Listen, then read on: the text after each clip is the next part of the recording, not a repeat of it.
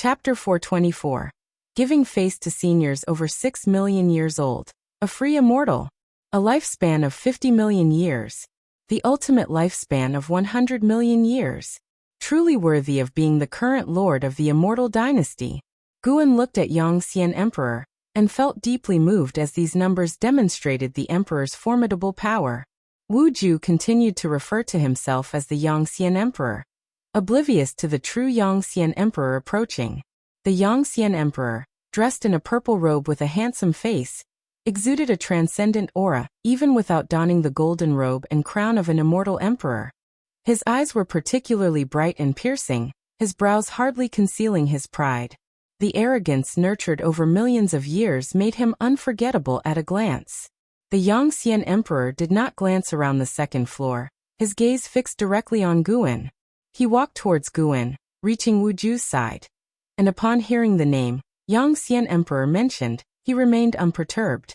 Looking at Guan, he extended his hand in greeting and said, "Daoist friend, may I sit and chat with you?" Guan glanced at him and nodded slightly, following which the Yongxian Emperor sat down. Wu Ju observed the Yongxian Emperor, sensing an extraordinary poise in him. "Do you know each other?" Wu Ju curiously asked, aware of Guan's strong networking skills and friendships across the Supreme Sect, which he greatly admired. Before displaying his talent, he had not one friend. Guan replied, "We do not know each other, but to meet is fate, is it not?" Upon hearing this, the Yongxian Emperor smiled and nodded in agreement. Guan waved his right hand, and a jug of wine rose up, settling gently in front of the Yongxian Emperor. "Drink this jug of wine and see if you would like to be friends with us," Guan said nonchalantly. Previously, when Qiushi Immortal Lord had come to trouble him, even if not arranged by the Yongxian Emperor, as the lord of the immortal dynasty, he couldn't disassociate from the causal relations. The Yongxian Emperor narrowed his eyes upon hearing this. Naturally, he wasn't going to drink the wine, but Guan's intention was to constrain him. Facing Guan, he could only discern that Guan's cultivation level was in the nascent soul realm, unable to spot any loopholes. If Guan truly was Sword Venerable Fudao, their gap in cultivation level was undoubtedly enormous. He hesitated for a moment before opening the jug and lifting it, beginning to drink heartily. Wu Ju looked skeptically between Guan and the Yongxian Emperor, witnessing for the first time Guan putting someone in a difficult position. Who is this person? Could he be a scion of a family that had offended Guan?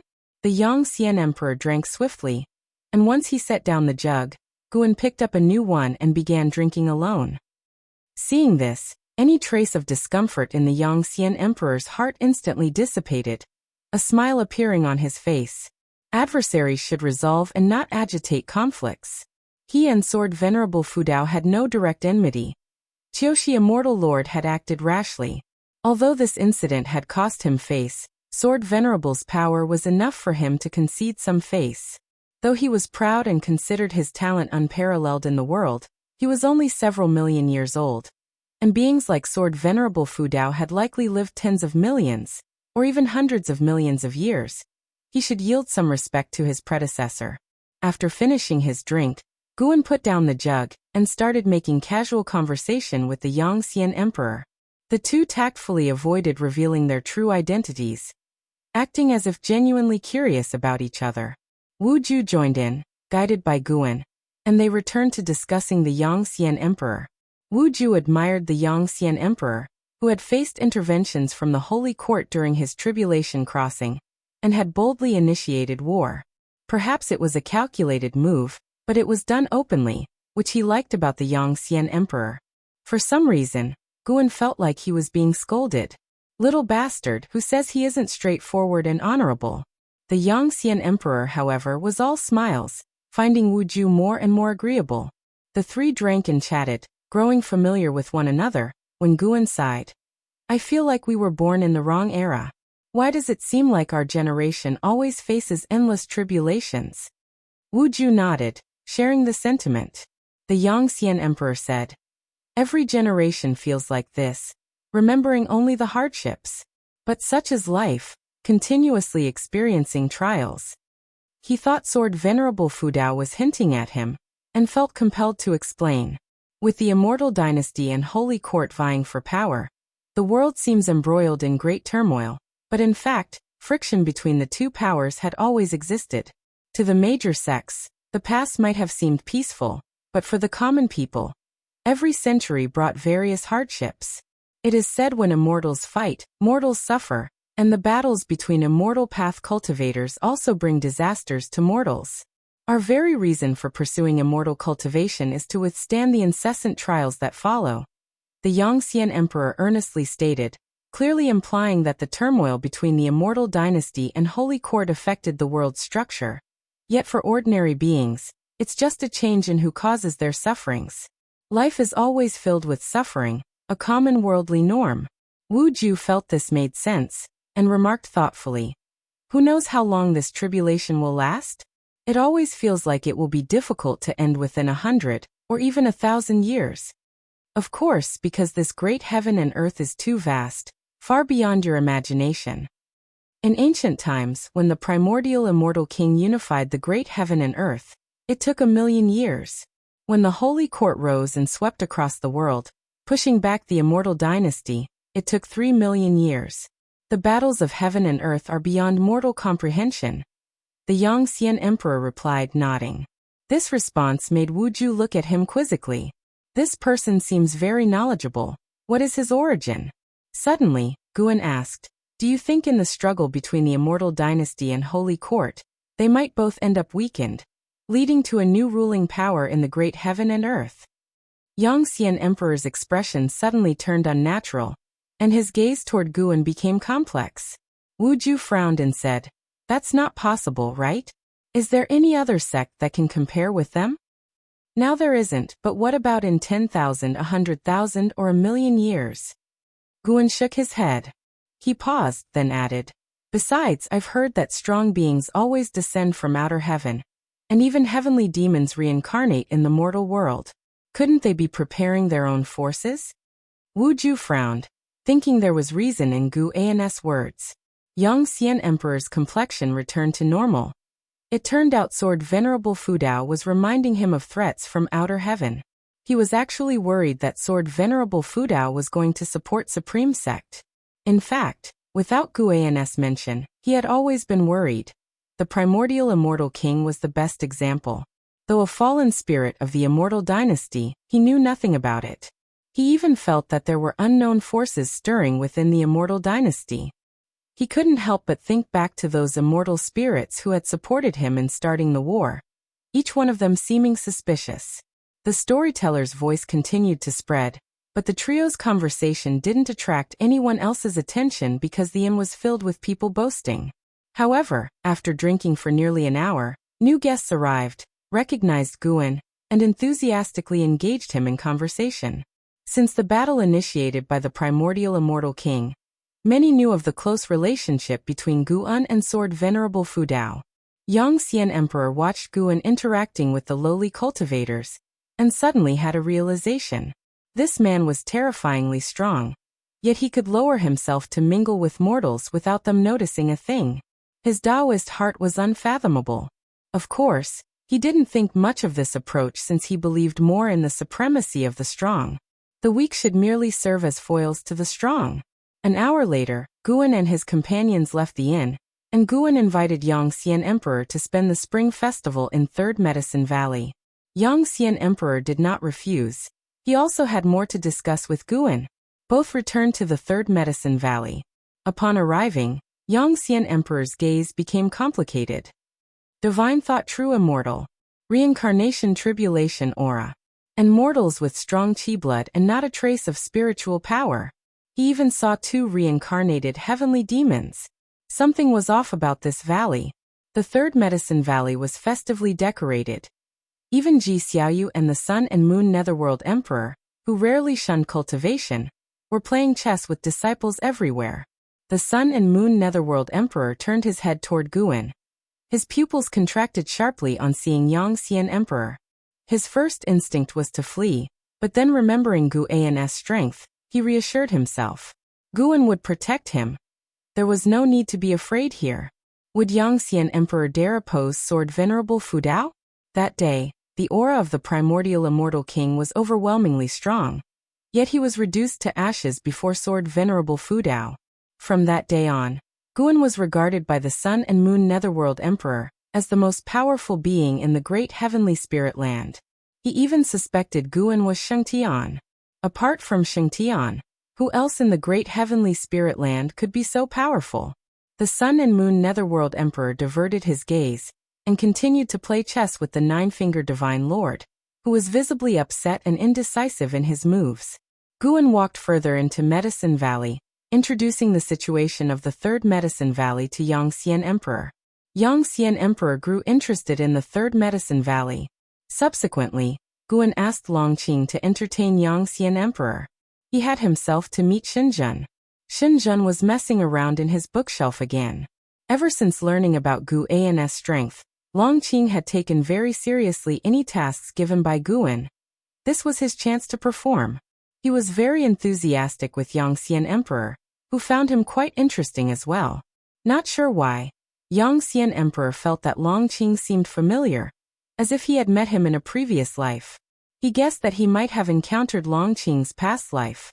However, this was Sword Venerable Fudao's territory, and Longqing addressed him as master, so Yangxian Emperor wouldn't dare act recklessly. As dusk approached, all disciples gathered in the loft area. Some sat drinking, others stood arm in arm, and yet others were sparring to enhance the festive mood, keeping the atmosphere lively. Yangxian Emperor's attention was on Guan. He saw Guan surrounded by Shenzhen, Zhenqin, Yilan, Ji Xiaoyu, and an Xian, with Shenzhen and Zhenqin directly beside him, sparring verbally. Zhenqin was nearly putting her feet on the table. This gave Yangxian Emperor a deeper understanding of Sword Venerable Fudao. This man truly was a hidden hermit. Yilan watched Zhenqin verbally sparring with Shenzhen, a smile on her face. Not that she found Zhenqin's actions appropriate. She simply enjoyed the atmosphere. It was different from the subsect where people revered her, making her feel as though she had returned to Mystic Valley 700 years ago. After so many years, how could recalling the original intentions not be wonderful? Ji Xiaoyu watched Guan intently. He could see the displeasure in her eyes. What could he do? Everyone insisted on coming to Third Medicine Valley to celebrate the festival with him. It was unstoppable. At least Jiang Qiong was better, waiting for him in the 8 scenic caves. How good it was to interact privately. More crowds always lead to trouble. Chapter 425 Xinyu Divine Dynasty, Sky Demon Great Sect. After the festival, Guan went to Mystic Valley on his own. He wasn't worried about Yangxian Emperor causing trouble in the Third Medicine Valley. If Yangxian Emperor dared to entertain such thoughts, Guan could make him disappear in an instant, even erasing all his karma, making all beings forget the Yangxian Emperor ever existed. When Shengtian and Jiangshi saw Guan, they were extremely excited. Guan had initially planned to just go through the motions, but he didn't expect them to be so thrilled. Thus, Guan let the two of them demonstrate their recent cultivation results, then gave them guidance one by one, to their immense surprise and delight. After fussing around for an ancient hour, Guan finally entered the 8 scenic caves. He emerged from the grotto and in the distance he saw the immense green vine tree, with a young woman in green, swinging under it. It was Jiang Qiong. She was barefoot, with no jewelry on her hands, her long hair casually draped over her shoulders, exuding an aura of pure innocence, unlike her past demeanor as the demon cultivator of the Thousand Autumn Pavilion. She turned her head, and upon seeing Guan approaching, she couldn't help but snort coldly. As Guan drew near, Jiang Qiong couldn't resist mocking. "Where were you indulging yourself last night?" Guan didn't indulge her, and replied gruffly, "Do you need something from me? Aren't you the sect master of Juhua sect? I heard your sect also celebrates the spring festival. Shouldn't you be overseeing everything?" "What's there to oversee? I've raised so many people. It's time I took a break," huffed Jiang Qiong. She stood up, her feet pressing into the grass. Her eyes gleaming, she suddenly lifted her right foot, trying to brush the grass off onto Guan, but he dodged it. "So I've heard you calling yourself Sword Venerable Fudao?" Jiang Qiong watched Guan closely, her eyes sparkling. She had intended to catch him off guard, yet Guan had still avoided it. This kid really was no ordinary person. Guan kept his distance and countered, "Indeed, what about it?" Jiang Qiong obviously didn't believe it, because Sword Venerable Fu Dao had personally told her that Guan was his disciple. She only felt their master-disciple relationship was quite strong. It seems Sword Venerable Fu Dao is ready to take action. Putting you in front, you should be careful. Even with him backing you up, beware of hidden attacks. When dealing with others, try not to be too impulsive, Jiang Qiong cautioned. Guan helplessly responded, "Please, do I need you to teach me in this area? Who was it that got kicked out of the Taitsong dynasty on the spot?" Jiang Qiong was immediately displeased and started chasing after Guan, but no matter how she tried, she couldn't catch up.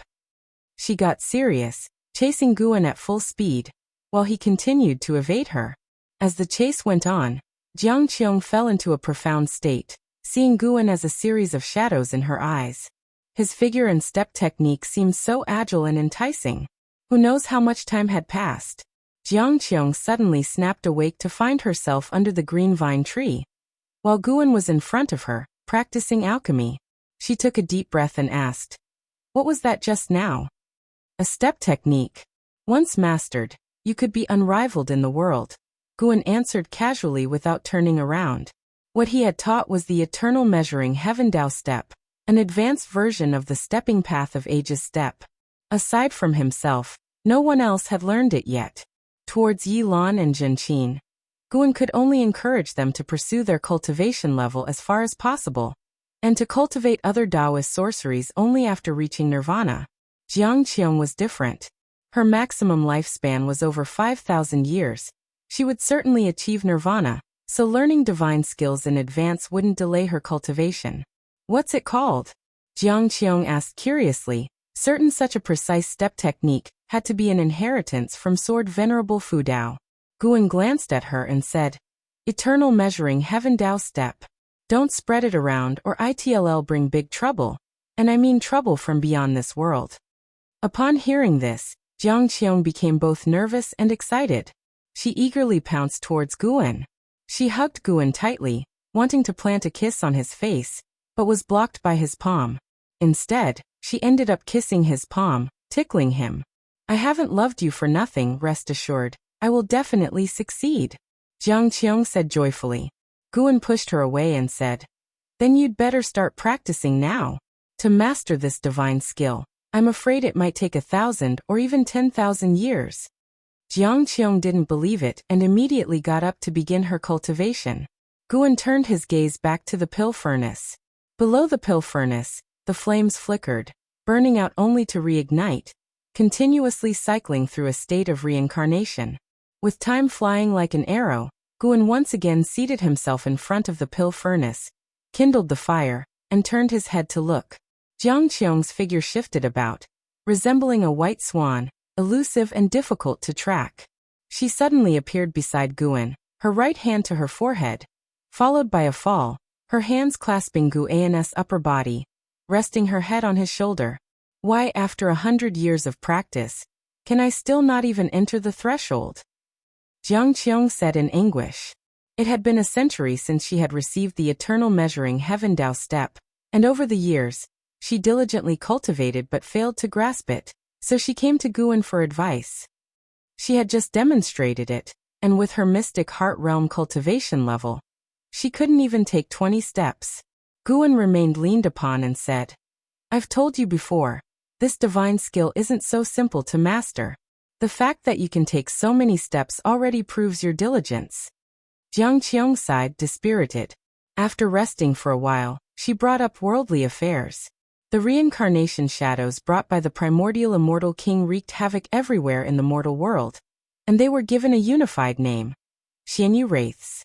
A century had passed, and rather than being eradicated, the Xianyu Wraiths had grown stronger, and had even established the Xianyu Divine Dynasty.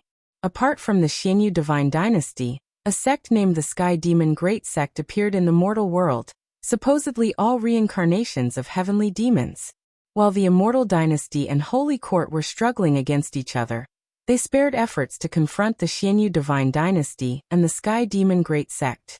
Not only did they not succeed, but they also suffered repeated defeats, allowing the enemies to gain tremendous momentum. Now the Immortal Dynasty and Holy Court had begun to cease their wars, turning their spears towards the Xianyu Divine Dynasty and the Sky Demon Great Sect, and the mortal world faced new uncertainties. The Taitsong continent remained unaffected, but its sects saw this as an opportunity to vie for resources. Outside their realm, Sword Venerable Fudao would not protect them, nor would overseas powers indulge them. The Juhua sect was one among these, constantly expanding their reach. Last year, they encountered a demon of the Sky Demon Great Sect and lost tens of thousands of disciples in the fray. This incident enraged the Juhua sect, but the power gap made them wary of seeking revenge. Jiang Qiong was telling Guan all this not to seek help, but just to discuss the outside situation. And Guan had no intention of intervening. Over the years, the reincarnation vortex continually spawned Xianyu wraiths, bolstering the strength of the Xianyu Divine Dynasty. Certainly, there were great karmic forces at play behind this. Who knows if the Immortal Dynasty and Holy Court have really reconciled? They would do well to join forces and expel these two powers, otherwise, the consequences are unthinkable. Jiang Qiong said worriedly. Guan, while refining an elixir, replied, "Don't worry, I will talk to the Yangxian Emperor."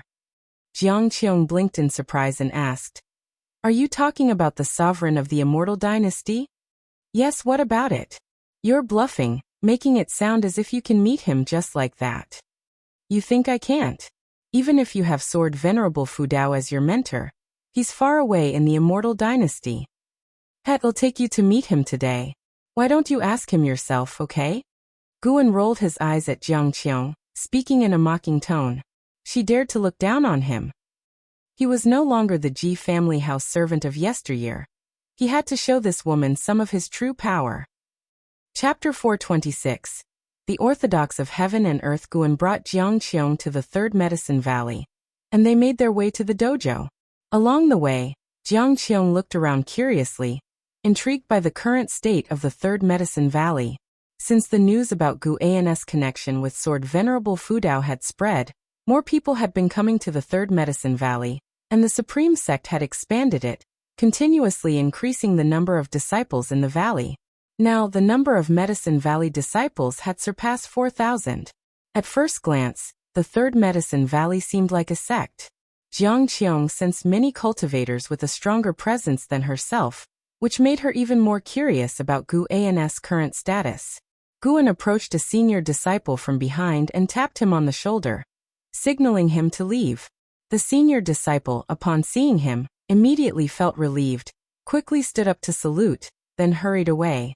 Guan sat down and looked across at the Yangxian Emperor, asking, "You've been here for 100 years, aren't you going back?" Jiang Qiong stood next to Guan, casting a strange look towards Yangxian Emperor. Could it be that the Emperor of the Immortal Dynasty was him? Although the Yangxian Emperor had concealed his cultivation level, the sheer grandeur he emanated was extraordinary. Yangxian Emperor looked at Guan and smilingly asked, "Go back for what?" Comprehending the great Tao here is quite good. He had been in Third Medicine Valley for 100 years. Initially, he was curious why Sword Venerable Fudao would choose to stay hidden in such a modest place, but gradually, he was attracted to the lifestyle here. The disciples working, cultivating, falling in love, their every action symbolized the laws of the great heaven and earth. Everything in this Medicine Valley seemed to contain some aspect of the Taoist intent. His feelings were not a mere illusion, but were influenced by Gu An's Tao fruit in the surroundings. The so-called Tao fruit is also a pathway of Tao, representing the fruits of chasing the Tao by living beings. Even though Guan had concealed his cultivation level, the aura of Xianyuan Zai Xian still prevailed, and his Xianyuan Tao fruit also influenced everything around him. This was why the Medicine Valley disciples' cultivation speed was increasing, with geniuses emerging almost every year. These geniuses might not stand out in today's Supreme Sect, but would have been famous 800 years ago and heavily nurtured by the sect. Guan was also aware of his own impact on the surroundings, unable to control it. He only opted to feign ignorance, kind of a care towards the people around. Now that the Xianyu Divine Dynasty and the Sky Demon Great Sect have emerged, the threat to the Immortal Dynasty, the Holy Court, and even the whole world is not small, Guan stated, then glanced at Jiang Qiong. You are normally quite talkative. Why the silence now? Jiang Qiong was skeptical and didn't just blurt out anything. Plus she never really intended to seek out the Yangxian Emperor. She just wanted a topic to discuss with Guan. Yangxian Emperor replied. The world is in chaos. It's normal for variables to emerge, let them be. He watched Guan make his move on the board, his gaze subtly changing. He was about to win this game, but with Guan's move, the situation on the board shifted. Though it wasn't a resurrection from death, it made him sense danger. It seems the immortal dynasty is not shouldering the mission of all living beings, rather pursuing the victory of the major trends. Guan muttered with a slight smile. Yangxian Emperor perceived the implications in his words.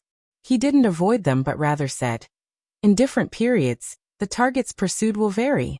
Whether it's the immortal dynasty or the Holy Court, when they first rose, they surely won the hearts of the people and shouldered the mission of protecting all living beings.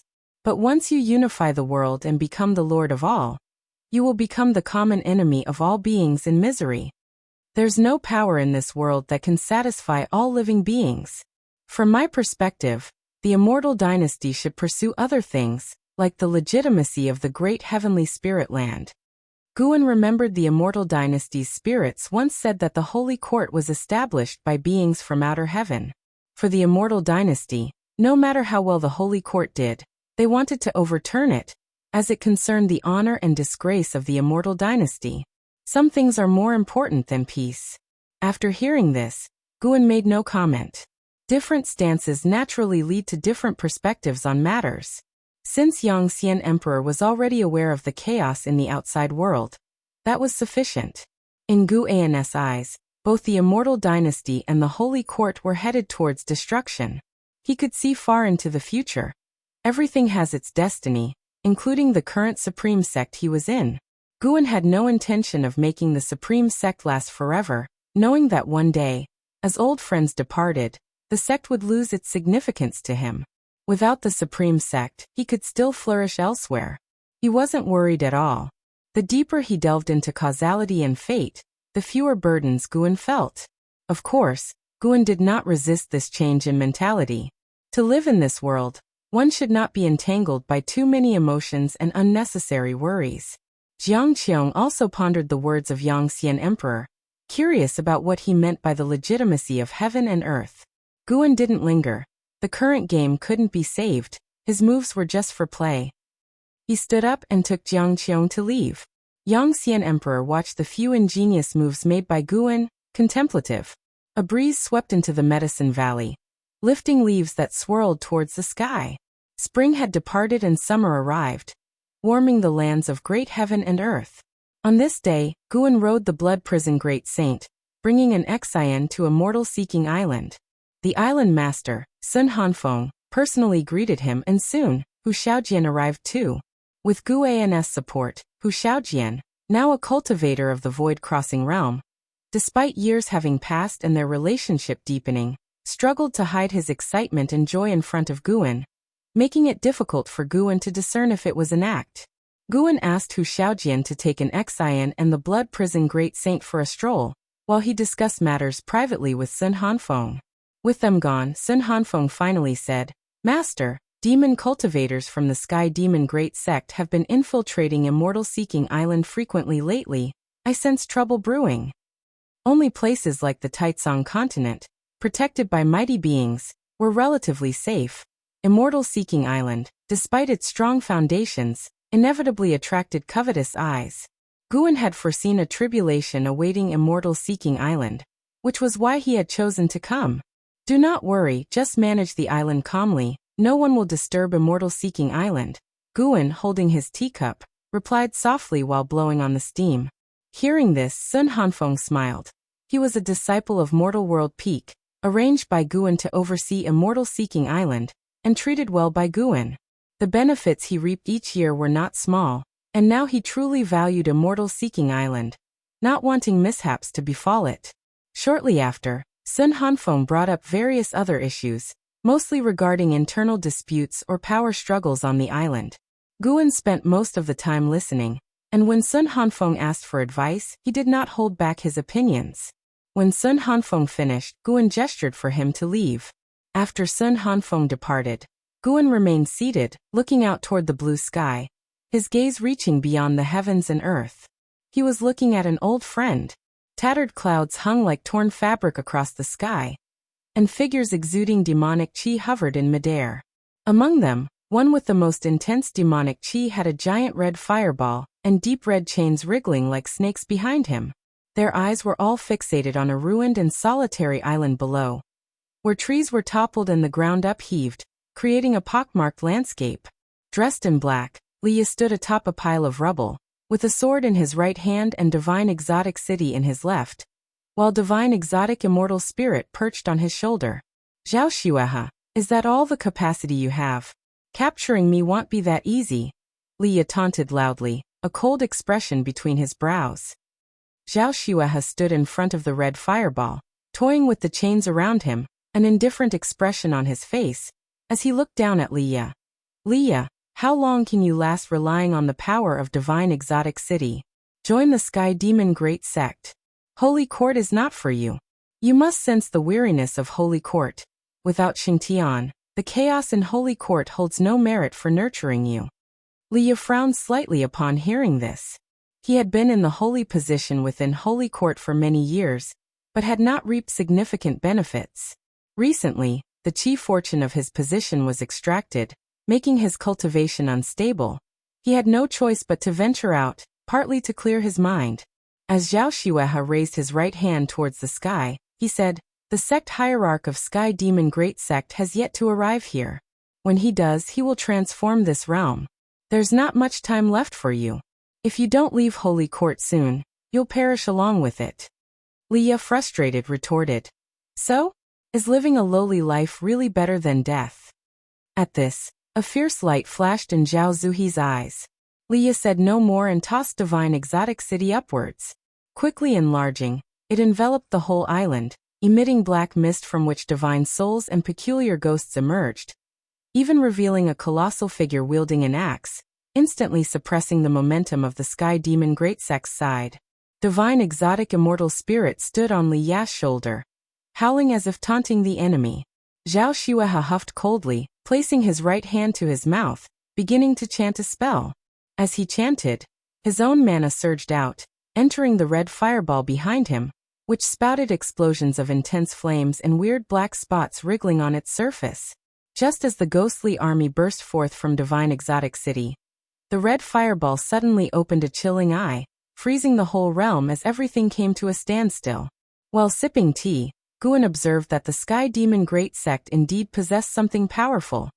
Utilizing the power of the Silent Destruction domain, he secretly passed mana to Divine Exotic Immortal Spirit. The stronger it became, the stronger Divine Exotic City would be, leading both parties into a stalemate. He had noticed some mighty beings stirring within the Silent Destruction domain, eyeing the great heavenly spirit land. These entities only dared to peer and feared to step into great heaven and earth. This disappointed Guan. The Sky Demon Great Sect borrowed the power of the Silent Destruction domain, while Xinyu Divine Dynasty tapped into the power of the Reincarnation Vortex. Both forces still tested the waters, uncertain whether they feared him or Xingtian. Guan indeed looked forward to their descent.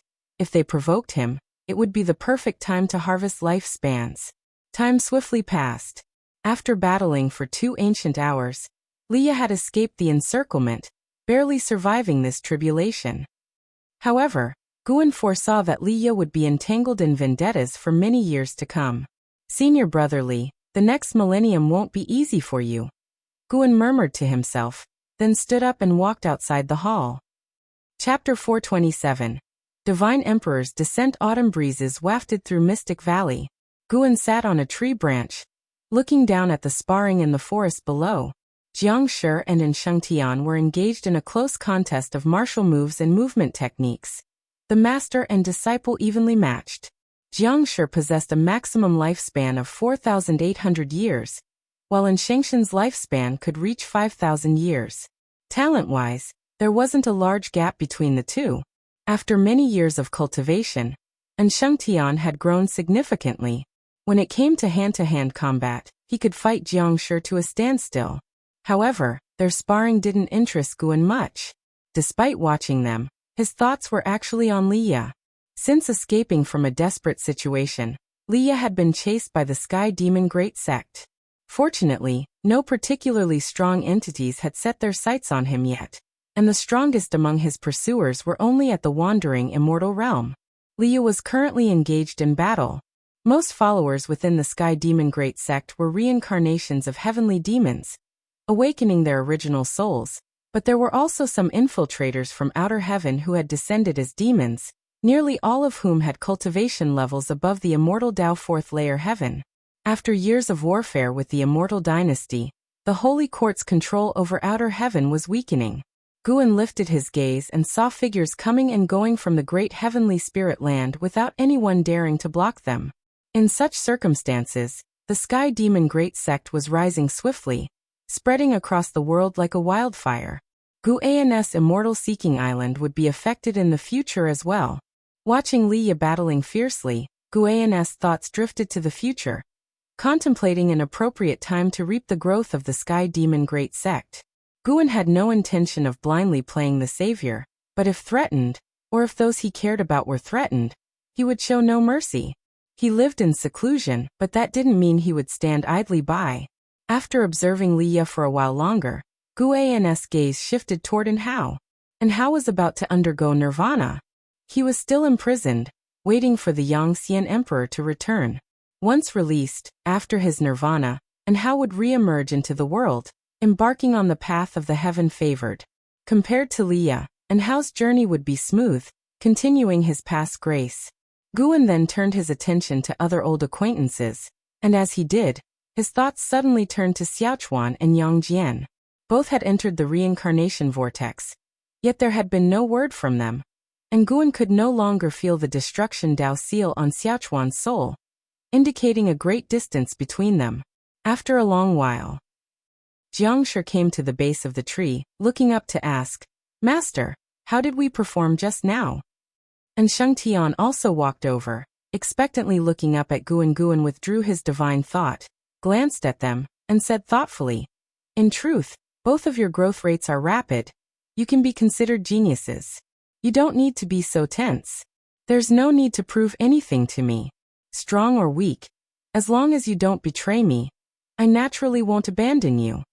These two disciples had many merits, but every time they saw him, they became nervous, and they were eager to demonstrate their abilities, which made him feel uncomfortable. Upon hearing this, Sheng Tian smiled. Jiangshi also let out a sigh of relief. Unlike an Xian and Longqing, they had sought Guan for their own gain, so they could never be at ease in front of him, always maintaining a deep reverence for him. Guan then added, "In a while I'll arrange for a disciple to spar with you. The two of you will take him on together, to broaden your horizons." On hearing this, Shengshen's eyes brightened as he asked, "Is it a disciple from the Third Medicine Valley?" They had naturally heard of the Third Medicine Valley, but had never been there. Even though Mystic Valley had a transmission array platform, the disciples from the two valleys were not permitted to use it for visits, a rule set by Guan himself. Anyone who violated this rule was expelled from Medicine Valley. "Yes, unlike the others, he's a direct disciple like you. This lad is combative, so don't underestimate him," Guan replied, and with that he descended from the tree. Upon hearing this, Jiangshi and Sheng Tian tensed up again. Guan somewhat helplessly said, "Don't be nervous. Even if you lose, it's normal. My aim is just to enhance your practical experience." The two exchanged a glance, then forced a smile, clearly strained. Guan found it dull and shook his head, then turned and walked away, refusing their offer to follow. "Continue your cultivation. The tribulations of the world are increasing. Who knows, they might reach Mystic Valley one day, and then we'll need you two to guard Mystic Valley." Upon hearing Guan's words, the pair stopped in their tracks, their fighting spirit suddenly ignited. They didn't believe Mystic Valley could be in danger. Clearly, this was Guan's test for them. Guan made his way back to the Third Medicine Valley. As soon as he stepped from the transmission array platform, someone blocked his path. "I am Lu Changjing. I wish to have a word with the Valley Master, if you may," said a middle-aged man standing before Guan, bowing respectfully. But before he could finish, Guan interrupted him. Immortal Fall Gorge doesn't qualify. Guan walked past Lu Changjing, heading towards his loft. Immortal Fall Gorge was Lu Changjing's sect, a great sect on the seas. Guan knew of it through the causal threads he saw surrounding Lu Changjing. The strongest within Immortal Fall Gorge had attained the divine immortal of wondrous Dharma realm, which, in Gu An's eyes, indeed did not qualify. Upon hearing Gu An's words, Lu Changjing's face flushed. He turned around, wanting to speak, but seeing Gu An's retreating figure, he dared not show anger or figure out how to retain him. For Guan to speak directly of Immortal Fall Gorge indicated he truly did not regard it highly. Is he Sword Venerable Fudao himself, or a disciple of Sword Venerable Fudao? Lu Changjing frowned in thought. Being rejected was regrettable, but the thought that the other party might indeed be Sword Venerable Fudao filled him with excitement. The Sword Venerable Fudao was in existence comparable to the Yangxian Emperor. Lu Changjing took a deep breath and turned to visit the main city of sect of the Supreme Sect. As he turned around, a figure barred his way. He looked up and involuntarily furrowed his brows. This emperor has some connections with Immortal Fall Gorge. Take me there, the Yangxian Emperor said indifferently to Lu Changjing. Overwhelmed by the Yangxian Emperor's imposing aura, Lu Changjing cautiously asked, "May I inquire who Daoist friend is?" Yangxian Emperor, have you ever heard of him? What? Lu Changjing's face changed dramatically. A look of terror etched on his features. Passing disciples who heard the three words, Yangxian Emperor, instinctively turned their heads to look, as the Yangxian Emperor with a wave of his sleeve, disappeared into thin air along with Lu Changjing. Far away, Shen Xinzi, who was meditating under a tree, furrowed his brows, his eyes filled with a look of shock. That man was actually the lord of the immortal dynasty, the Yangxian Emperor. Over the past 100 years he had played many games of chess with Yangxian Emperor, and always found him inscrutable. He hadn't realized his origin was so extraordinary. If even the Yangxian Emperor would come to spend a century in the Third Medicine Valley, what kind of legendary figures might appear in the future? Shen Xinzi turned his head towards where Guan stood, feeling that Guan's silhouette was so majestic as if he could bear the weight of the heavens collapsing. 30 years later, at the subsect of Supreme Sect, Yi Mansion, Guan and Yi Lan were enjoying tea in the courtyard. The fragrance of the tea pervaded the air, attracting several spirit birds to perch on the branches. It was a rare occasion without Zhen Qin causing a nuisance. Guan and Yi Lan were both enjoying the moment. With one hand propping her chin, Yi Lan looked at Guan and asked with a smile, "Recently Su Jie from your Third Medicine Valley has become quite famous. Even the news has reached our subsect, hasn't it?" "That kid's talent is indeed outstanding. He's really brought honor to the Third Medicine Valley," Guan responded with a smile. Su Jie had become a master disciple after only 5 years in the Third Medicine Valley. Guan did not give him personal guidance. He received the same treatment as the other disciples. This resulted in Su Jie not having a strong sense of belonging to the Third Medicine Valley, treating it merely as a stepping stone in his journey of cultivation. Su Jie was not particularly enthusiastic about Sword Venerable Fudao, and Guan even heard him privately telling other disciples that he would surpass Sword Venerable Fudao one day. Yi Lan chuckled. "More and more geniuses have emerged from the Third Medicine Valley over the years, and your disciples all show up under my command." Her eyes held admiration as she looked at Guan. Even setting aside the fact that Guan was a disciple of Sword Venerable Fudao, she had always respected his own capabilities. Ever since they were young, it seemed there was nothing that her senior brother couldn't do. "Then I'll have to trouble you to look out for them more," Guan replied with a smile and picked up a piece of pastry from the table, which was made by Yi Lan herself. Although the taste was not particularly delicious, the sentiment behind it meant the most. Yi Lan curiously asked, "Would you say Su Jie is your most outstanding disciple?" Su Jie, with his lifespan limit of 9,000 years and dazzling talent, was someone Yi Lan also wished to recruit. Guan shook his head and said, "How could that be? My most talented disciple is currently making a breakthrough." "Oh, breaking through to which realm?" "The Nirvana realm." "The Nirvana realm? Impossible. You're joking, right? Isn't this disciple much older than you?" "Not at all, he's 34 years younger than me."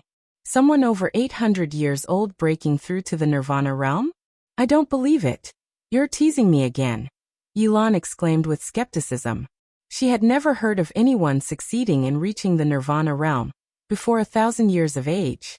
Guan laughed, offering no further explanation. He was talking about An Hao, who was undergoing tribulation with the help of immortal spirits from the immortal dynasty, and even the Yongxian emperor himself was present to witness his tribulation. Boom! The sound of thunder rolled in from the skies. Yilan looked up to see dark clouds rushing in, carrying the potential to envelop the heavens. Yilan teasingly asked, "That wouldn't be the celestial phenomena triggered by the breakthrough of that disciple of yours, would it?" Guan also looked up and said, "Of course not. However, this commotion is indeed caused by a breakthrough." The holy minister was making a breakthrough, advancing to the free immortal realm. Guan sensed it was going to be an interesting event. With the eruption of this phenomenon, many powerful existences quickly flew towards the holy court. The immortal dynasty, the Xianyu divine dynasty, and the sky demon great sect certainly wouldn't let the holy minister have a peaceful tribulation. After a quick calculation, Guan realized that the future held new variables. A free immortal could change the fate of the world. Yilan's eyes sparkled with curiosity upon hearing Guan's words. What kind of realm was capable of causing such a breakthrough phenomenon? It was at that moment that Guan saw a powerful aura coming from the depths of the cosmos. A meteorite wrapped in demonic chi was hurtling out of the silent destruction domain, bearing down on the great heavenly spirit land with unstoppable force. Such momentum suggested it had the cultivation level of the 9th layer of the free immortal realm. Guan hadn't been particularly concerned, for in recent years, there had been more than a handful of free immortals arriving in the great heavenly spirit land. But suddenly he felt a familiar presence. This aura was the Annihilation God Emperor. With memories of Long Zhan, Guan vividly remembered the aura of the Annihilation God Emperor. Indeed, this aura belonged to him, albeit not as powerful as what Long Zhan remembered. Chapter 428 Long Qing's fear holy minister broke through. Annihilation God Emperor descended. Guan recalculated the momentum of great heavenly spirit land, and found that the future became blurred. Many things could not be thoroughly predicted. Most critically, Guan was unclear about the purpose of the Annihilation God Emperor's visit to the great heavenly spirit land. Long Zhan was from an era far distant from his own, with the battle court he established becoming ancient legend, making the Annihilation God Emperor only stronger than before. How could he not be wary? Even if this presence of the Annihilation God Emperor was just the aura of the free immortal, Guan believed that his true form would be an incredibly tricky existence. Under Guan's watch, the meteorite carrying the aura of the Annihilation God Emperor rapidly approached the great heavenly spirit land. The powerful beings within the great heavenly spirit land were also alarmed by the Annihilation God Emperor, all using divine thought and divine sense to probe, but no one dared to obstruct the Annihilation God Emperor. Within the holy land of the Holy Court, vast heavenly thunder covered tens of thousands of miles of sky. The holy minister amidst the tribulation looked up, his eyes revealing a wary expression. He knew his crossing of tribulation would bring trouble, but he had not expected such a powerful being to come. The aura of the Annihilation God Emperor reminded him of the primordial immortal king from before. He cursed the heavens for being unfair. But at this point, he could only grit his teeth and break through. Once the heavenly tribulation began, there was no turning back. Either die or succeed in crossing. He leveraged the chi fortune of the holy court to break through. He could not afford to lose, because if he failed, the entire holy court would suffer greatly. Chi fortune connecting every living being of the court. Rings upon rings of grand formations guarded the holy minister, dazzling and emitting vast and infinite pressure, countering the heavenly might, stirring chaos in the heaven and earth rules, which also caused the surrounding mountains and oceans of the holy court to trigger cataclysms. Under the holy minister's gaze, a meteor streaked across the sky, the celestial thunder unable to obscure the meteor's brilliance. At this moment, not only the holy minister saw the meteor, great cultivators and demons from various powers across the land also saw it. Inside Yi Mansion, Yilan also saw the meteor crossing the horizon, and for some reason, she felt an unexplained palpitation. She couldn't help but look towards Guan and asked, "Did you see that meteor just now?" Guan nodded, said, "Did you make a wish?" Yilan gave him a glance, a worried expression across her brow, said, "At that moment just now, I was inexplicably scared. Could it be another demon from outer heaven descending?" Guan chuckled and said, "What's there to fear? When has the Supreme Sect ever encountered such calamity? I've always felt quite at peace. The danger lies in the overseas realms." "That's not the right way to think. We can't always rely on others.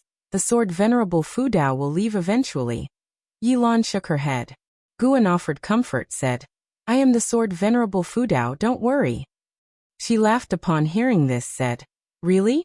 Then can Senior teach me divine skills?" "It's not impossible, say something nice." "Want to hear something nice?" Yilan gave Guan a flirtatious smile, then stood up and walked towards him. Guan hurriedly raised his hand and said, "I was joking." "Humph, I took it seriously." Boom! The meteor, enshrouded in blazing flames, shattered the sea of clouds, crashing down upon the mountains with terrifying momentum, instantly crushing miles of mountains and forests. Bright light bursting forth, rolling dust rose into the air, like a massive wall of dust pushing towards the distance, destroying everything in its path. The earth shook and trembled, as if it were the apocalypse. As this force spread to the horizon, terrifying waves of flame emerged at the center of the explosion, seeming to burst through the sky. This power from beyond wreaked havoc on all upon the land, merciless and brutally cruel. After an unknown period, the roaring between heaven and earth ceased, but the rolling dust continued to churn, just without its former intensity. A figure stepped out from the dust, clad in a black robe overlaid with black scale armor shimmering with a cold light. He wore a fierce helmet with two horn-like blades pointing to the sky. Below the helmet there was no face, only pitch blackness, akin to a lifeless black hole. With each step, the gravel beneath his feet turned to dust, the surface revealed magma patterns, terribly fearsome. He stopped walking, looked up, still pitch black under the helmet. Without eyes, it was unclear what he was looking at or perhaps what he was sensing. He shifted his left foot to the side, instantly dispersing the dust between heaven and earth, revealing the wounded land, shocking to behold. He stood within a massive crater, over 100 miles wide. Outside the crater, the land was littered with rocks and crevices, barren and desolate. Not just the dust on the land, even the sky suddenly cleared. The Annihilation God Emperor turned his head towards the distance. After looking for several moments, he turned and walked away. With one step, his figure shifted millions of miles. The land was boundlessly vast. He took 5 continuous steps and still had not reached the edge of the continent. He arrived at a cliff, where the area was still trembling. Following his gaze downward, a city below the cliff was collapsing, and the mortals were wailing and crying, their misery extreme. The Annihilation God Emperor remained silent for a while, then suddenly waved his sleeve, and the earth regained its calm. Pieces of rubble and wooden pillars rose and flew toward the distance. After doing all this, he disappeared on the cliff. The cries beneath the cliff abruptly ceased, and the whole world fell into silence. In the evening, Guan entered the Third Medicine Valley, watching the Annihilation God Emperor travel the other side of the world, temporarily unable to discern his purpose. The Annihilation God Emperor did not head toward the Holy Court, indicating that he was not attracted by the Holy Minister's tribulation. He seemed more like he was searching for something. Perhaps it was no coincidence, fearing the Holy Minister's tribulation might affect what he was seeking. As soon as Guan entered the valley, Longqing hurried over, his face eager to please, expressing concern and warmth. "Get lost. If you can't comprehend, it means the time isn't right, and your mindset is still not stable." Guan glared at Longqing and said thus. Within the Supreme Sect, many believed Guan was a disciple of Sword Venerable Fudao, but many disciples within the Third Medicine Valley, including Longqing, thought Guan was Sword Venerable Fudao himself. This was also confirmed by Shinxinzi, who now showed extreme respect for Guan, entirely in the manner of a junior. "How long must I wait? Why do I have to wait?" Longqing asked indignantly. Guan suddenly thought of something. Could it be that the Annihilation God Emperor was here for Longqing? It was very likely. Guan said sternly, "You already know your physique is special. Can't you guess that you might be carrying a significant cause and effect? If you don't settle down, you'll face great trouble, and even I won't be able to protect you, possibly not even the whole world." His tone was severe, causing Longqing to be stunned. As Longqing reflected on Gu An's words, he couldn't help feeling uneasy and panicked. Guan was influencing his emotions with his Taoist intent. He had to scare the young man. Without absolute certainty, Guan dared not let Longqing reveal his true identity. The cause and effect of the Dragon Clan were too significant, likely to draw the real body of the Annihilation God Emperor and the current battle court. Longqing's expression shifted uncertainly, but Guan did not continue to frighten him, and instead walked past him. Just a few steps away, an Xian arrived, reporting that some disciples were fighting and needed his intervention. Hearing the names of the fighters, Guan understood why an Xian had to seek him out. Two geniuses, ranked among the top in talent within the valley. They had not yet completed their training, but already great cultivators and notable families were trying to recruit them. It's typical of geniuses. They tend to be arrogant, and when arrogant individuals meet, conflicts are inevitable. Guan followed an Xian, not feeling troubled, his thoughts still on the Annihilation God Emperor. The setting sun was like blood, but it didn't add a touch of tragedy over Third Medicine Valley. It was still full of vitality. The Holy Minister's tribulation eventually led to a great battle, with the Immortal Dynasty, Xianyu Divine Dynasty, Sky Demon Great Sect, and a few forces bearing grudges against the Holy Court all attacking together. The battle was spectacular, prompting even Guan to watch. Despite the perilous process and countless casualties, the Holy Court survived the ordeal, and in the end, the Holy Minister made a breakthrough and even fought a great battle with Yongxian Emperor. Although the Holy Minister was a civilian official, his combat strength was formidable, able to hold his ground against the Yongxian Emperor, which surprised Guan. The Yongxian Emperor did not entangle further, otherwise his alliance with the Xianyu Divine Dynasty and the Sky Demon Great Sect's Free Immortal might have been able to eliminate the Holy Minister. This battle passed, but it also laid down a greater cause of trouble for the future. Thus, Great Heavenly Spirit Land welcomed a brief period of peace. 8 years quickly passed. One day, Guan, accompanied by an Xian and Blood Prison Great Saint, arrived at Tianya Valley. LV had unexpectedly returned, specifically to seek out Guan. Before meeting with LV, Guan collected medicinal herbs first. LV took him into his cave and after activating the cave's restrictions, asked nervously, "Are you Sword Venerable Fudao?" Chapter 429 Heavenly Tao has its own fixed number facing LV inquiry. Guan raised an eyebrow and said, "So the news has reached your ears?" LV crossed his arms in front of his chest, chuckling proudly, "Of course. That's really slow." "What?" LV smile froze, uncertain of what to say. If it were anyone else, he would have responded with a kick, but facing Guan, what could he do? Endure, that's what. Guan found his expression amusing, so he pretended to be mysterious and said, "That's right, I am Sword Venerable Fudao. However, many people don't believe it, and think that I am just a disciple of Sword Venerable Fudao. You must keep this matter between us. Heaven knows, earth knows, you know, and I know." Upon hearing this, LV became excited. His body trembled as he asked carefully, "Is it true? Why, let me know." Gu An's gaze deepened as he said, "Even though you are no match for me, in my eyes, you are the only one who poses a threat to my talent. And how doesn't have what it takes? He's too compliant, and will stumble eventually. Only those prodigies who survive can be considered strong." LV was deeply moved, his fists clenched and blood boiling with excitement. Guan was satisfied with his reaction. Winning people over with just a few words. Why not? Then, Guan went and sat down at a stone table to the side. LV snapped back to reality and hurried to follow. Sitting across from Guan, LV asked nervously, "Is it your talent, or are you the reincarnation of a great power, or have you concealed your age?"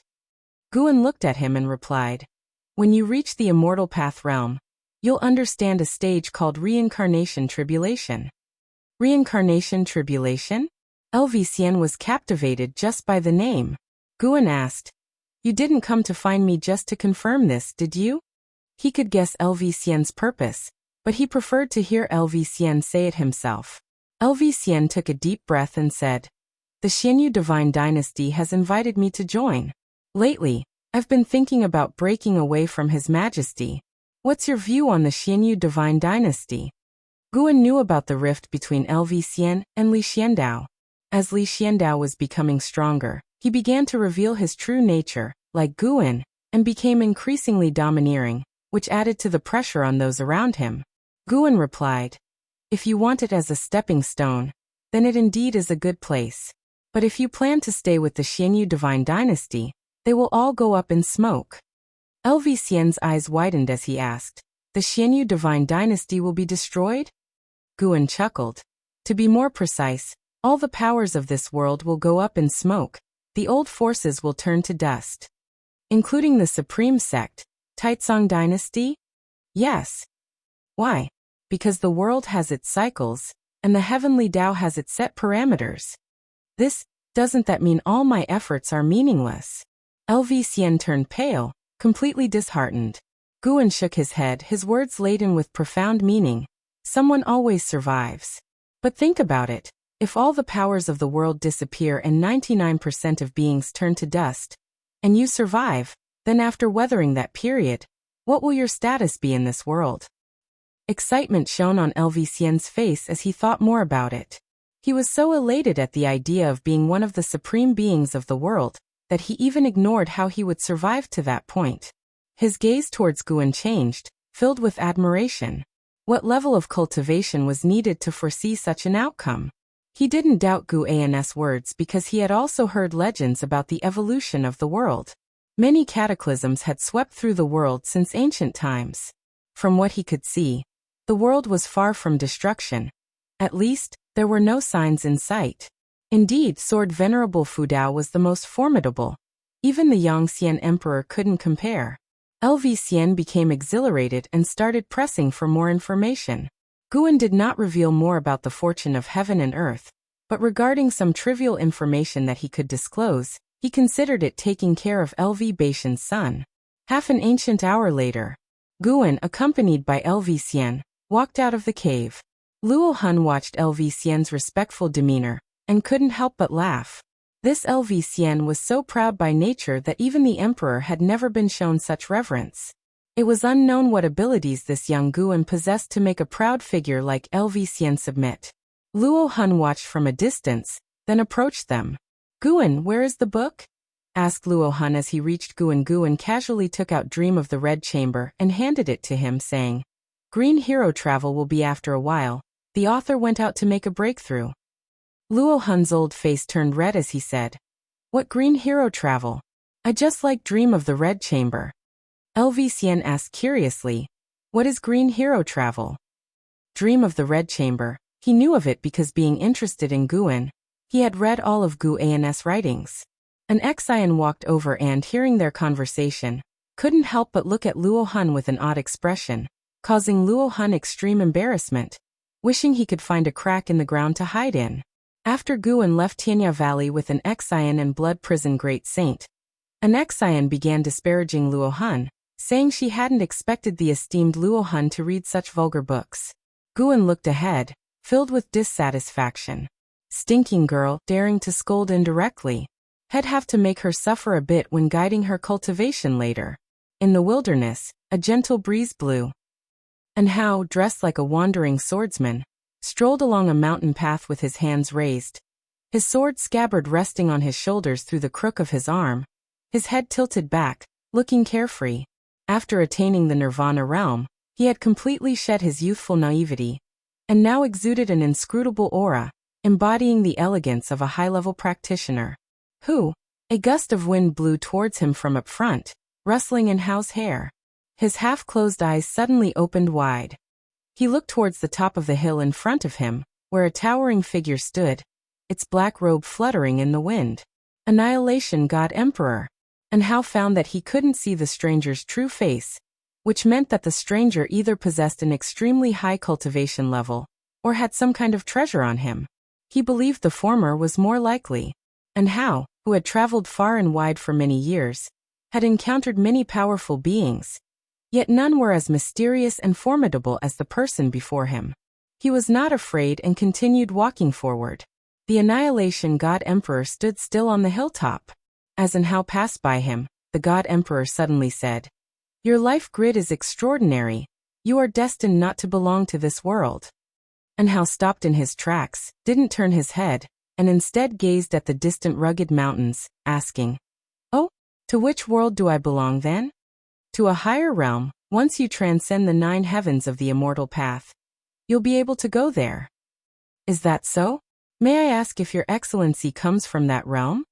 And Hao did not sound surprised, his tone as calm as ever. The Annihilation God Emperor turned around. And Hao turned to face him, only 5 steps apart. Looking under the God Emperor's helmet at the pitch darkness, and Hao felt wary but not intimidated. Even before Nirvana, and Hao often faced beings far surpassing his own realm. No matter where he was, he had never been afraid.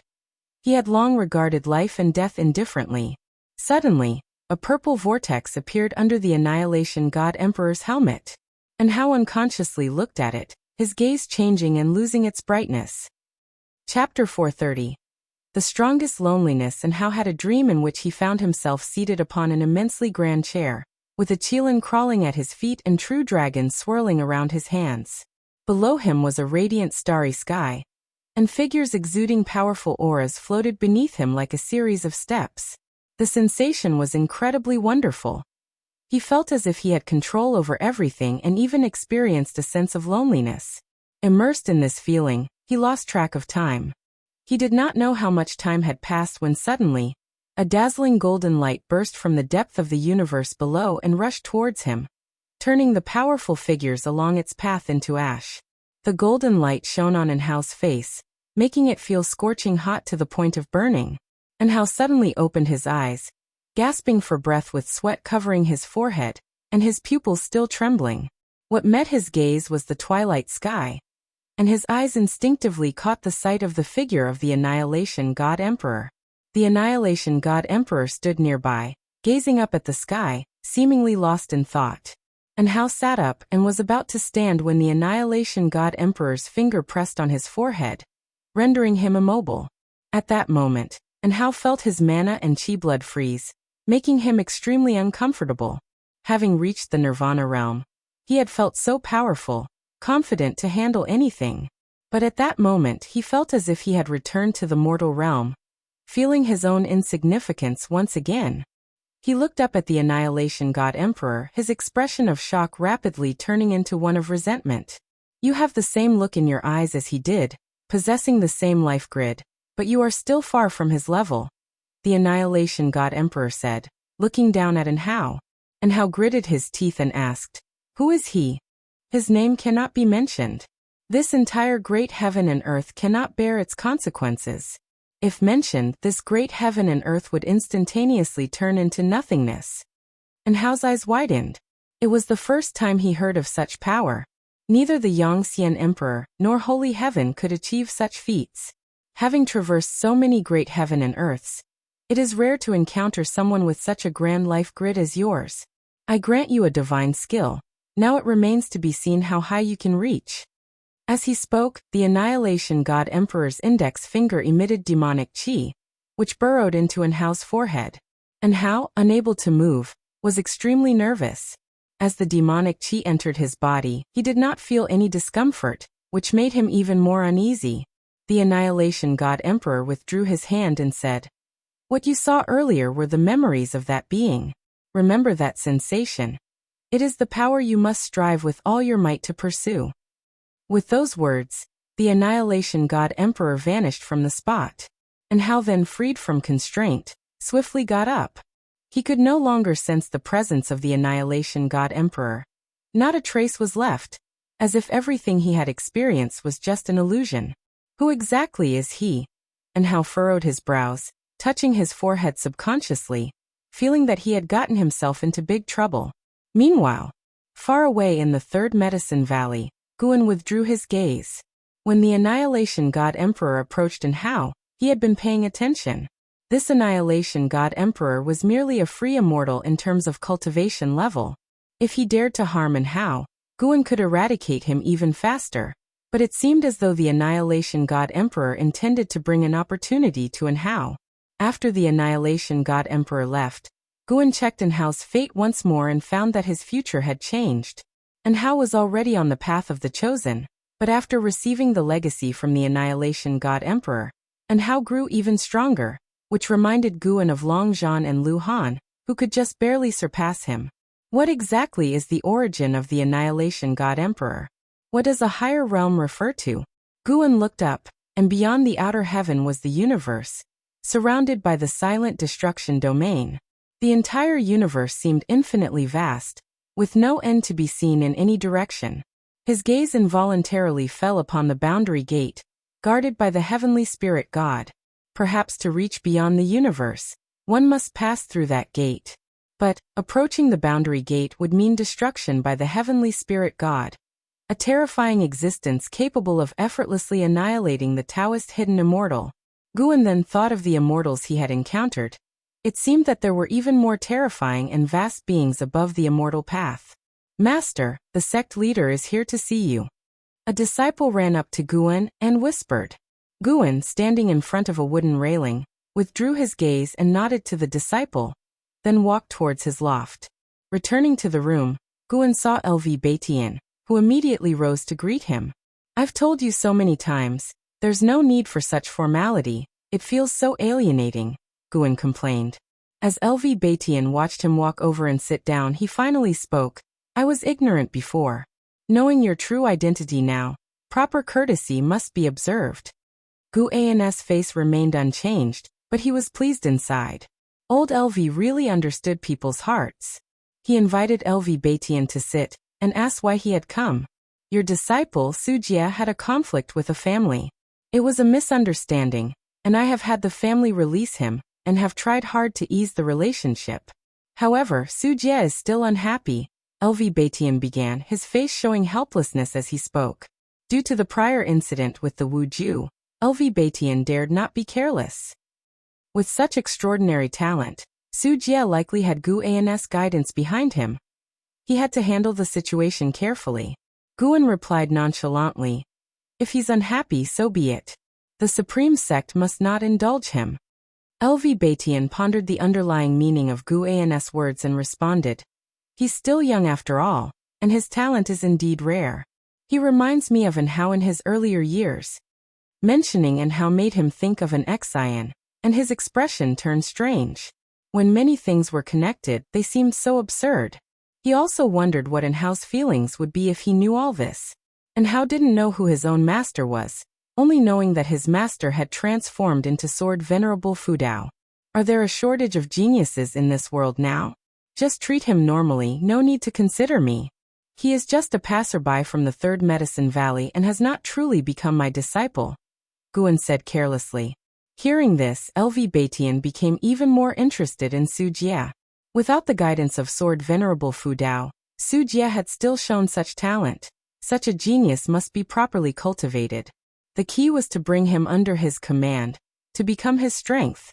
Seeing Guan truly uninterested in Sujia, LV Baitian started discussing other matters, hoping Guan would provide guidance for the future development of the Supreme Sect. A full ancient hour passed before LV Baitian finally left. Guan personally saw him down the stairs. Before parting, the two kept bowing to each other, causing nearby disciples to talk. Guan looked at LV Baitian's departing figure, and noticed that LV Baitian's karma had changed. Killer calamity. He immediately calculated LV Baitian's life grid, and his expression became strange. Due to his words today, LV Baitian would face calamity. LV Baitian would find death due to Sujia. Chapter 431. Involuntarily in Guan's projections, LV Baitian would focus on nurturing Sujia in the future, treating him as the next sect leader to be groomed, and even betrothed the daughter of the LV family's patriarch to Sujia, as if she were his own child. Sujia did not disappoint LV Baitian. His growth rate was not inferior to Enhao's, and he too took Enhao as his target. 500 years later, when Enhao returned, Sujia, overrating his own ability, challenged Enhao. Even though Enhao suppressed his cultivation level, he still easily defeated Sujia. After that, Sujie's personality drastically changed, becoming paranoid. He practiced cultivation even more diligently, treating getting stronger as the most important thing. He even schemed for LV Batian's defying fate divine skill, and eventually succeeded in persuading LV Batian to pass on the skill to him. After the transmission of the skill, LV Batian became a cripple and returned to the LV family, only to have the LV family attacked by Sujie's enemies. In that chaos, LV Batian died. Although Guan could see the future, he was not panicked, because he knew these events would occur only if he did not intervene. To deduce cause and effect, one must set oneself aside, an approach that allows for more accurate foresight. This is why many who are aware of their heavenly destiny refuse to engage in worldly affairs, because they cannot predict the choices they would make in the future, and thus they try not to change the course of the world. Guan was not displeased with Sujie because of this. He was more reflective on both of their fates. LV Batian's choice to choose Sujie brought disaster upon himself. And it wasn't that Sujie intended to harm him. It could only be said that fate was playing tricks on people. One thought can turn one into a demon or make one an immortal, but who really knows whether their own thought is right or wrong? Guan muttered to himself, truly moved. Downstairs, the blood prison great saint looked up, pondering the words of his master. Could it be that LV Batian was about to become a demon? That would be just great. The blood prison great saint had no fondness for LV Batian at all. Knowing that LV Batian might be in trouble, he only felt schadenfreude, even looking forward to LV Batian disappointing Guan. After watching for a while, Guan turned and walked back inside the house. Night fell, and the lights of the third medicine valley lit up one after another, revealing the mortal world's charms. 20 years later, in the third medicine valley, the sunlight was bright, birds circled above, and the shapes of disciples practicing cultivation could be seen everywhere, with supreme sect disciples riding demon birds flying across the sky. Guan lay underneath the mystic pure tree with his hands behind his head, looking at his attribute panel. Name, Guan, lifespan, 899/1 393 608 114 physique, mixed Yuan Dao golden body, cultivation level, perfect Xian Yuan Zizai immortal realm, almost 1 billion years of lifespan, and close to 900 years old. Guan, looking at his age, felt the passage of time, unaware of how old he had grown. Yet his mentality remained young, and he was still able to converse with some of the younger disciples. The fat as a buffalo white spirit rat came over and nuzzled his waist with its head, in a flattering manner. Guan paid it no attention. It followed and circled to his front and said in a low voice, "Master." It spoke in a childlike voice, indistinguishable between male or female. Last year, the white spirit rat had just learned to speak the human language. Its growth also brought liveliness to the third medicine valley. Almost every disciple who entered the valley had been bullied by it. It had a strong presence in the third medicine valley, and the disciples respectfully kept their distance. After all, it was the master's demon pet. They couldn't fight back even if bullied by it. "Spit it out if you have something to say," Guan said impatiently, looking at the white spirit rat with annoyance.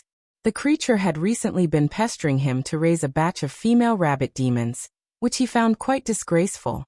How could he, so esteemed and virtuous, have raised such a demon pet? Guan thought of the 3 Tianyao sisters and the deep-sea dragon carp, seeming somewhat abnormal as well. In contrast, the blood prison great saint was quite steady. He would focus on nurturing the blood prison great saint from now on. "Master, I had a dream earlier, where I was cultivating, and I still remember. It was a fist technique. Would you take a look?" The white spirit rat said softly, its beady eyes filled with excitement. Because of its obesity, it lacked the cunning look of a rat demon, appearing rather foolish instead. Guan sat up and said, "I want to see what fist technique you can comprehend." The white spirit rat spent years meditating under the mystic pure tree, consuming heavenly materials and earthly treasures, and its maximum lifespan kept increasing. In a way, this was also a talent, as not everyone could increase their lifespan just by being under the mystic pure tree. The white spirit rat jumped aside and then stood up, supporting its body on its fatty hind legs. Under Guan's gaze, the white spirit rat started to perform fists.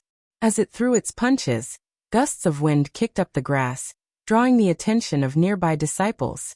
Guan's expression was odd. The white spirit rat's fist technique was not impressive, clearly mimicking Long Qing's moves. Yet a mountain of flesh-throwing punches was very bizarre. To say it was comical, but its body moved rhythmically. Each punch was executed with precision. After the white spirit rat had demonstrated a set of fist techniques, it turned to look at Guan with a hopeful expression. Guan pondered for a moment and said seriously, "Not bad, you can challenge Qing'er now." Upon hearing this, the white spirit rat was overjoyed and immediately bade farewell to Guan. It was off to challenge Long Qing. After sending off the white spirit rat, Guan continued to lie down, enjoying his leisure time. Doing nothing but lying there was quite interesting too. However, this peaceful life was about to be shattered.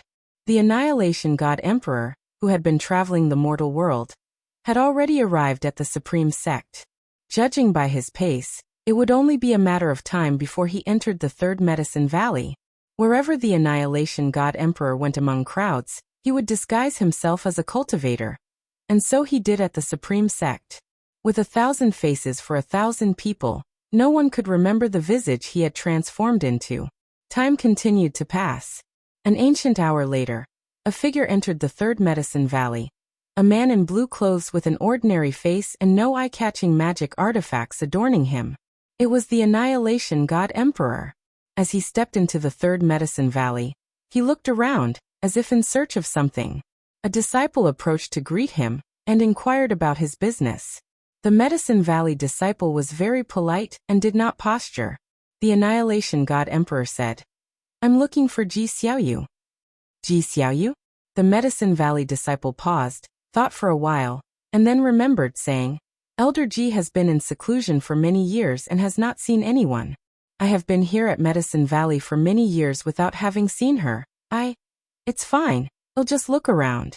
Your Medicine Valley allows that, right? Of course, you're free to do as you wish. If you have any needs, feel free to ask me." Much appreciated. The Annihilation God Emperor responded, and the Medicine Valley disciple followed up with a bow before leaving. Afterwards, the Annihilation God Emperor continued forward. When he passed by the dojo, he turned his head to look, but after a mere glance, he withdrew his gaze and did not pause in his footsteps. 2 female disciples walked towards him, one of whom was Yu Yingying. "I told you before that the heavenly colored evergreen grass needs constant attention. You didn't listen. Do you know how many top-grade spirit stones are lost with one plant?"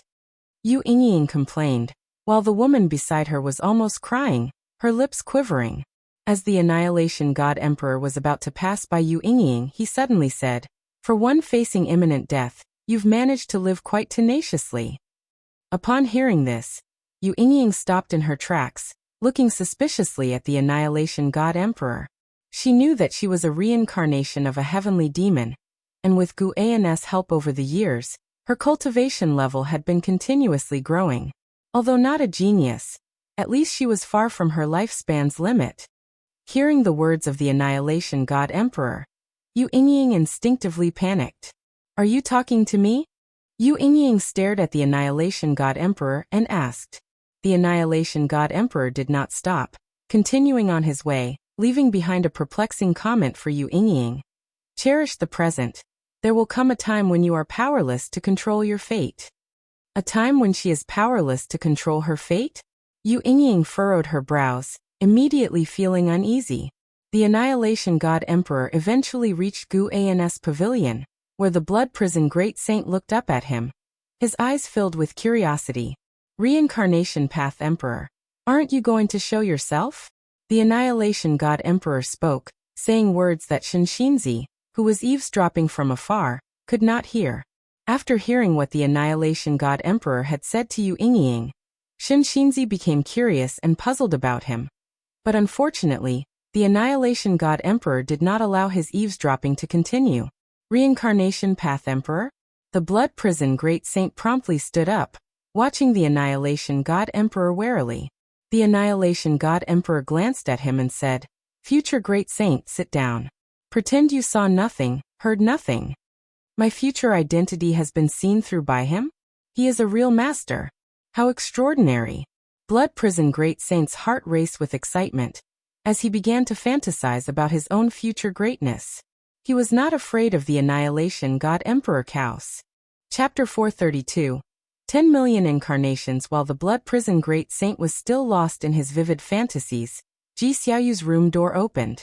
Dressed in black, Ji Xiaoyu stepped out of the house, her gaze settling on the Annihilation God Emperor, filled with doubt. The Annihilation God Emperor's gaze rested on Ji Xiaoyu, his expression remaining calm. At this moment, the Sun and Moon Netherworld Emperor appeared beside Ji Xiaoyu, vigilantly staring at the Annihilation God Emperor. "Who might you be?" the Sun and Moon Netherworld Emperor asked in a deep voice, his eyes betraying a strong sense of wariness. He, strong as a divine thought, true immortal, couldn't see through the Annihilation God Emperor's cultivation level at all, which gave him the same feeling he got when facing Guan. The Annihilation God Emperor spoke up. "Reincarnation Path Emperor, you should remember me." He completely ignored the Sun and Moon Netherworld Emperor, feeling like the Sun and Moon Netherworld Emperor wasn't worthy of conversation. Upon hearing this, Ji Xiaoyu's face changed dramatically, her expression one of disbelief, her body trembling as she struggled to compose herself. Seeing her like this made the Sun and Moon Netherworld Emperor even more nervous, while the Blood Prison Great Saint curiously looked at Ji Xiaoyu, seeing her in such a state for the first time. Taking a deep breath, Ji Xiaoyu raised her hand in salute and said, "The Junior has seen the Divine Emperor. May I ask why the Divine Emperor has personally come to the great heaven and earth?" The Divine Emperor? The Sun and Moon Netherworld Emperor appeared to realize something. His look towards the Annihilation God Emperor filled with reverence. He stepped back, half kneeling, bowing his proud head. The Blood Prison Great Saint was even more curious about the identity of the Annihilation God Emperor, his blood beginning to boil. The stronger the Annihilation God Emperor, the more likely his words would come true. He might yet become a great saint of the great heavenly spirit land. The Annihilation God Emperor said, "I am here to find someone, a remnant of the ancient evil demons." "Ancient evil demons?" Ji Xiaoyu asked in surprise. "Descendant from the Long family of the Battle Court." The answer from the Annihilation God Emperor made Ji Xiaoyu's pupils widen sharply. Ji Xiaoyu asked with a frown, "That clan still has descendants? Weren't they already extinct?" The Annihilation God Emperor stared at her and queried, "Do you really not know?" Ji Xiaoyu fell silent. The Annihilation God Emperor continued, "I am aware your master is from the Dragon Clan, but you must have seen their malice. Should a living person carry such hatred, the catastrophe he could cause is beyond what you or I could foresee.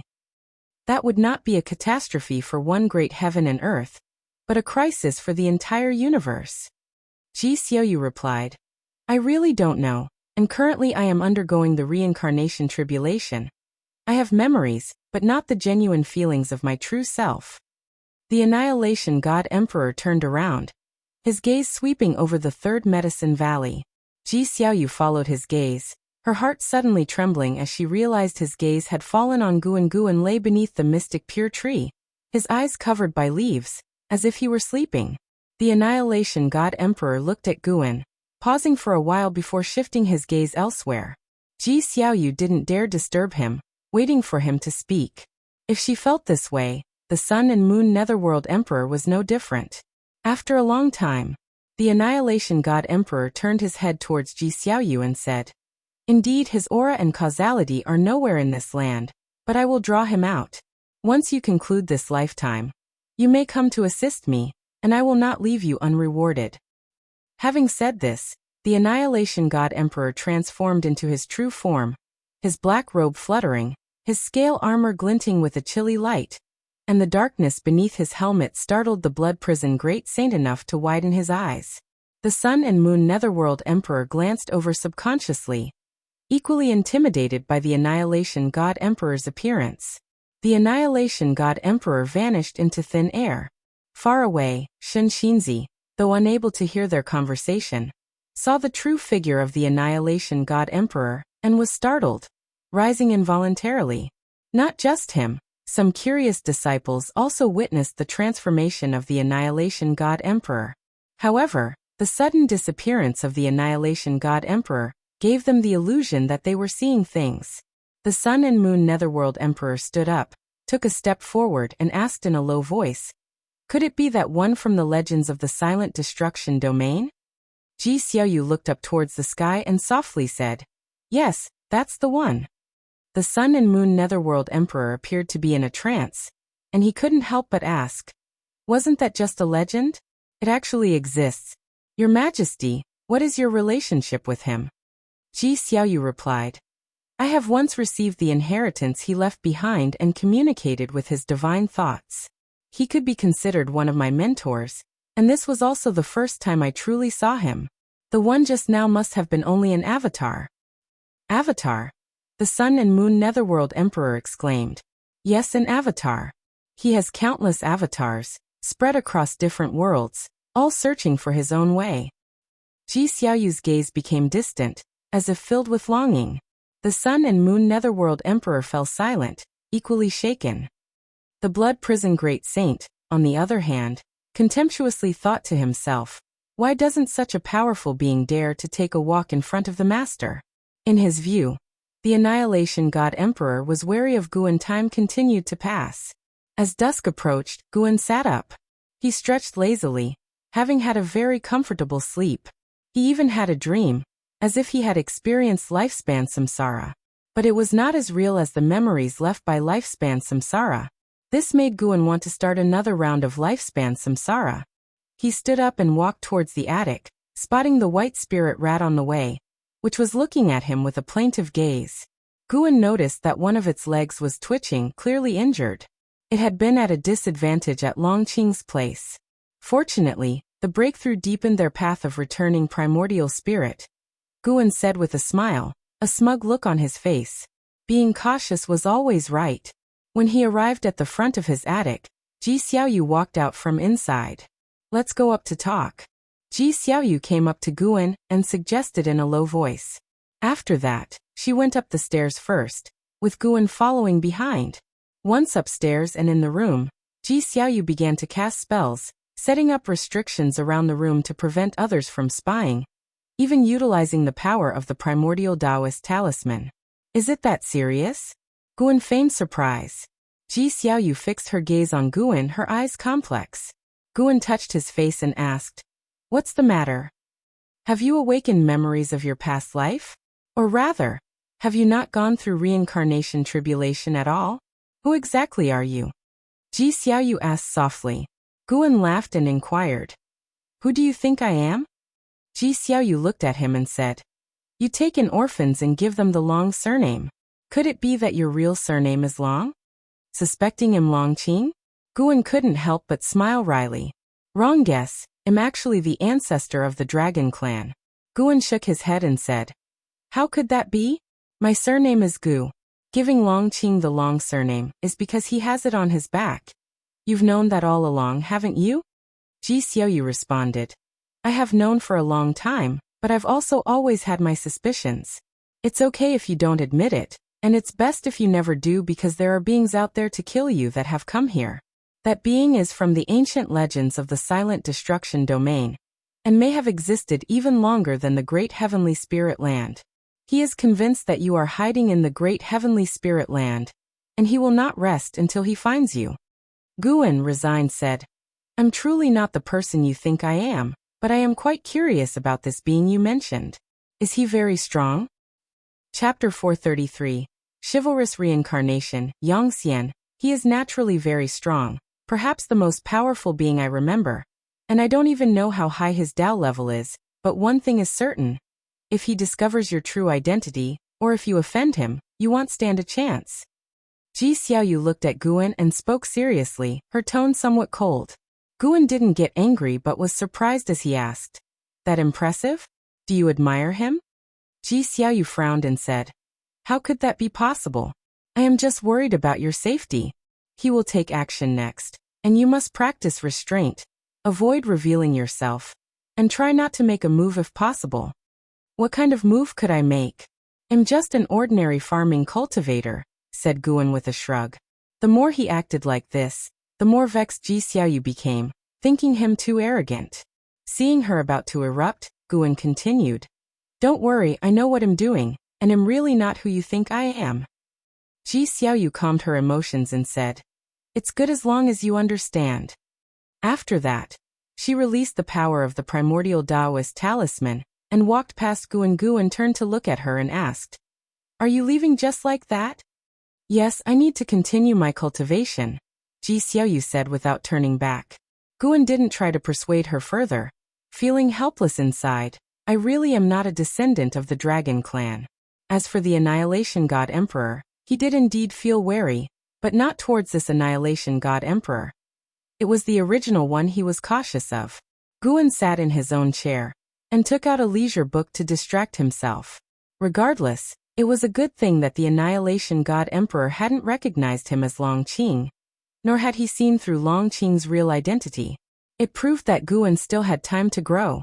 In this life, he wasn't going to be as reckless as Long Zhan. A year later, the 900-year-old Anexian came to the Hidden Spirit Palace where first he gathered medicinal herbs, with the deep-sea dragon carp following closely behind, carrying the basket for him. "This herb, my junior sister should like it.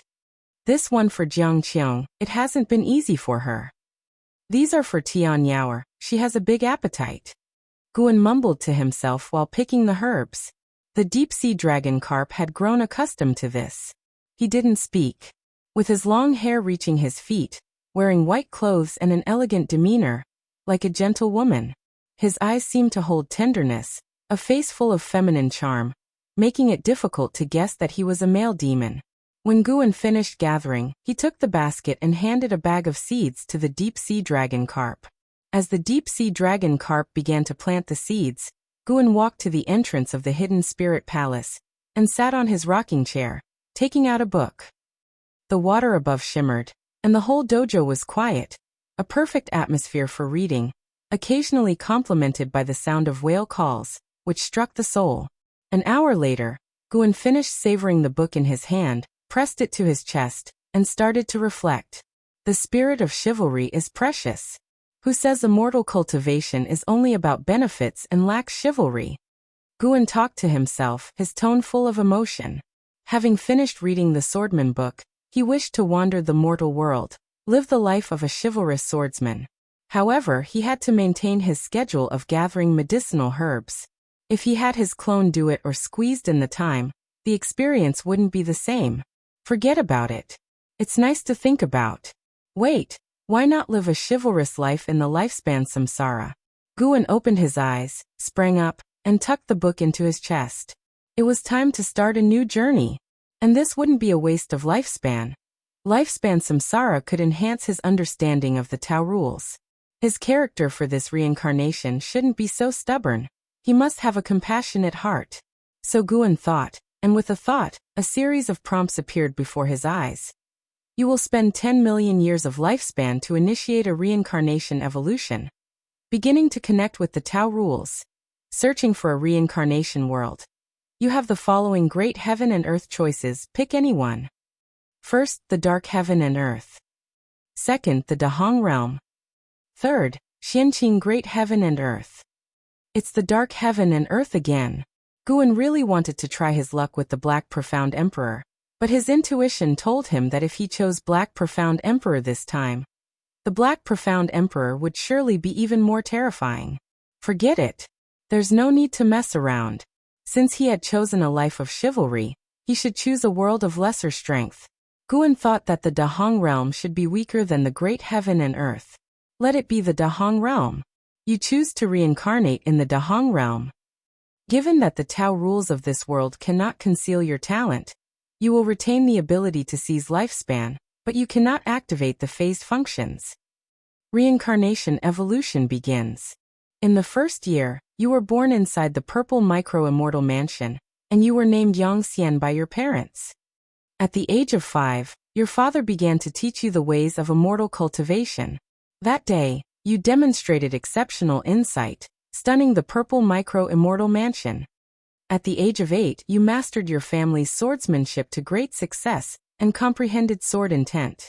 At the age of 12, when the purple micro-immortal mansion hosted a banquet for cultivators from various sects, you met an old man who said you had an extraordinary life grid and wanted to tell your fortune. Will you choose to agree? Wow. Why is there another person trying to tell fortunes? Guan could hardly bear to let the other party suffer a loss, so he chose no. You refuse to let the other party tell your fortune. The person feels somewhat disappointed and bids you farewell. At the age of 15, you condensed a golden core with sword intent within, becoming an unmatched prodigy the purple micro-immortal mansion hadn't encountered in 10,000 years. At the age of 17, you were sent by the purple micro-immortal mansion to the 10,000 sword immortal ridge. On the way, you encountered someone being attacked by a demon cultivator, whose wife and children had already been slain. You felt compassionate, but the elder accompanying you advised you not to interfere too much. Will you choose to intervene and save them? Here it comes. Time to kick off the immortal chivalrous life. Save them. Ignoring the elder's advice, you forcefully step in. The attackers are relentless and even start to besiege you. Out of desperation, you execute your swordsmanship, slaying the demon cultivator leader, and accidentally seize 87 years of lifespan, marking a turning point in your destiny. Here it comes. Guan had been wondering why there had been no prompt about seizing lifespan. It turns out this kid had never taken a life. Only at the age of 17 did he discover the ability to seize lifespan, indicating he truly had a heart of great kindness. Guan also grew curious. Could it be that before starting the lifespan samsara, what he had in mind could determine the nature within the reincarnation? That's quite possible. In his previous reincarnation evolution, he had thought about surviving as much as possible, so his character in the reincarnation was more paranoid.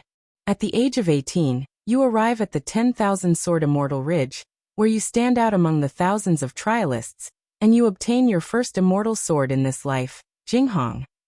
At the age of 19, after contemplating the sword intent of 10,000 sword immortal ridge, you gain the appreciation of the ancestor of 10,000 sword immortal Tao, who wishes to take you as his disciple. Will you choose to agree? Definitely agree. What's there to hesitate about? Start getting stronger. Guan thought this and made his decision immediately. You choose to be apprenticed to the ancestor of 10,000 sword immortal Tao. You receive his instruction, and you begin to delve into the 10,000 sword immortal Tao. At 21, you finally step into the 10,000 sword immortal Tao. All of the swords in the 10,000 sword immortal ridge tremble for you. The ancestor is very satisfied with you and starts to personally train you in swordsmanship. Wait a minute. Chapter 434 Sword Tao Life. Although it was impossible to determine Yang Xian's realm from the hints, he seemed very strong. Most importantly, he was only 21 years old. Guan contemplated as he read the information. He even felt that the Dahong realm was stronger than the usual great heaven and earth, casually decorated with the word immortal. At 25, your master, the founder of the 1,000 Swords Immortal, summoned you alone, the message read. When you went to see him, he claimed he wanted to pass on the position of head of the 1,000 Swords Immortal Peaks to you. If you accept the chief fortune of the 1,000 Swords Immortal Peaks, you will be able to command all the immortal swords, divine swords and treasure swords there, and even gain longevity, but the price is the loss of your freedom. Do you choose to accept the position? Lose my freedom? No way. No. Guan immediately refused. In this life he intended to experience the life of a chivalrous hero, not to pursue longevity. And what about the reincarnation Bodhi's original self, if it obtained longevity? You refuse the position of head of the 1,000 Swords Immortal Peaks. The founder does not coerce you but assigns you an experience task to track down the eldest senior brother who has betrayed the sect. At 30, you arrive at Blood Deer City where the eldest senior brother was last seen. You meet Fong Meng, the city lord's daughter, and after a stream of fateful encounters, feelings blossom between you. Under her lead, you sneak into the underground city and come across a heritage, learning the killing sword technique. At 31, a mysterious cultivator attempts to sacrifice the entire city's population. You discover that he is the eldest senior brother you have been looking for. After a violent battle, he captures Fong Meng and threatens your life unless you destroy your sword intent. Do you choose to accept? Upon reading this, Guan mused that love was indeed a stumbling block for swordsmen. But as an aspiring swordman, how could he not save Fong Meng? If he listened to this eldest senior brother, he would be willingly surrendering. A dilemma. After a moment of struggle, Guan decided to trust Yang Xian. If the eldest senior brother felt threatened by Yang Xian, it indicated that he was wary of Yang Xian, who must also have an ace up his sleeve. If he died just like that, then it meant the path of chivalry was not viable. He would just read books in the future and give no further thought to it. Guan silently chose to agree. You agree to destroy your sword intent. You dissipate the sword intent within you and sustain serious injuries. Your eldest senior brother laughs wildly, mocking your foolishness and threatening to execute Feng Meng. At the critical moment, your master, the founder of the Thousand Swords Immortal, acts. Using his finger as a sword from millions of miles away, he instantly kills your eldest senior brother. Enduring the pain, you catch Feng Meng as she falls from the sky. At 32, as you're contemplating the sword Dao in the courtyard, Feng Meng visits you. She confesses her true feelings, wishing to marry you and for you to inherit her father's legacy and walk the path of immortal cultivation again. Do you choose to accept her? No. Never marry. Without hesitation, Guan made the decision on behalf of Yang Xian. If the original self has not married, what right do you have? You reject Feng Meng's heartfelt proposal, leaving her deeply hurt. That night, you secretly leave Blood Deer City and pursue your own sword Dao. The subsequent hints were all about traveling and performing chivalrous deeds. Yang Xian did not return to the Thousand Swords Immortal Peaks, nor did he go back to the Purple Micro-Immortal Mansion. Seeing Yang Xian walk the path he wished to, Guan felt gratified. Yang Xian was more obedient than the previous reincarnation bodies. At 40, based on your years of acting heroically, you earn a good reputation, but you still cannot recondense sword intent, nor can your Dao level grow. You find yourself in a quandary, uncertain whether to engage in a killing tribulation, executing those extremely vicious to seize their lifespan, and thereby restore your sword Dao. Do you choose to undertake the killing tribulation? Kill extremely vicious people, what's there to hesitate about? Guan felt that taking lifespan did not conflict with being heroic. Being a hero didn't mean killing no one. What he had to do was to punish evil and promote good. You choose to undertake the killing tribulation, but another voice within cautions you, placing you in another dilemma. Voices urge you to take up the butcher's knife, warn you of the Demon King's initial intentions, and in the end, you choose not to engage in the killing tribulation, remaining true to your Taoist heart. In the esoteric process, you sense a wisp of sword intent close to you, yet invisible and intangible. It actually resists my choice? For the first time, Guan encountered such a situation. Fortunately, Yang Xian had his own realizations, which made Guan even more hopeful. At 41, while saving someone, you are severely injured by a great cultivator. You flee into the river and drift down into an isolated island, where you find an abandoned bamboo tower to recover. At 43, having observed the mist in the forest for a long time and contemplating the natural world, you begin to create your own swordsmanship. At 45, you founded 1,000 forms of swordsmanship, reconvened your sword intent, and you welcomed the path enlightenment. At 48, your achievement in the sword Dao surpassed what came before. Every blade of grass and tree seemed alive with intent, as did the mountains and rivers, and you embarked on a path of the sword Dao that belonged only to you. At the age of 50, a youth stumbled upon your island, mistaking you for an immortal, and wishing to take you as his master. As soon as he arrived, the bamboo swords you crafted quivered, and you sensed a sword intent from him. Realizing he was the innate sword intent the sword immortal ancestor spoke of, a person naturally suited for sword practice. Did you choose to take him as a disciple? Innate sword intent? Is it that formidable? Without much thought, Guan chose to agree. Taking a disciple was not a bad thing. After all, he himself had taken disciples. Every choice brings both fortune and misfortune. As long as he did not resist in his heart, willingness was sufficient. You chose to take the youth as a disciple, hearing that he was raised by bandits and had no real name. Thus you named him Yang Pingon. At 52, Yang Pingon had mastered all your sword techniques, but he could not yet perceive sword intent nor could he refine his own. Moving on, Yang Pingon's name appeared in every prompt. Yang Xian advanced his own understanding of the sword Dao while observing Yang Pingan's cultivation. Guan was astonished. The natural talent of Yang Pingan in the sword Dao was truly exceptional, even exceeding Yang Xian's by some measure.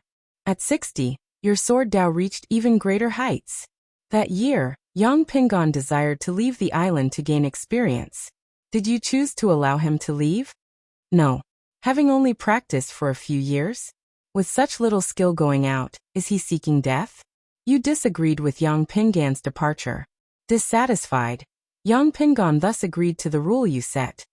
He could leave to gain experience only after he defeated you. He dedicated himself to intensive cultivation. Reading this prompt, a bad premonition suddenly arose in Guan's heart. Could it be that master and disciple will turn on each other later? As Guan pondered, he watched the incessant flow of prompts before him. It was still about cultivation, yet now included the challenges from Yang Pingan.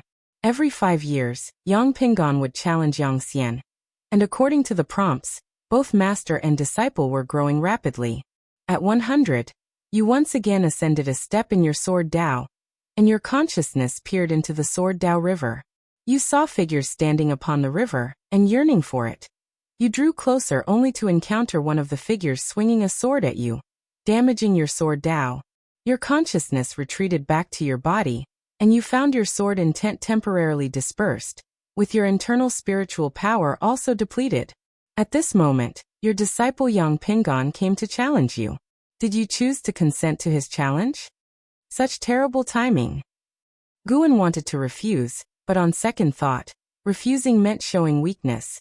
Yang Pingan likely harbored no intent to kill him. It would be a good test of Yang Xian's true strength.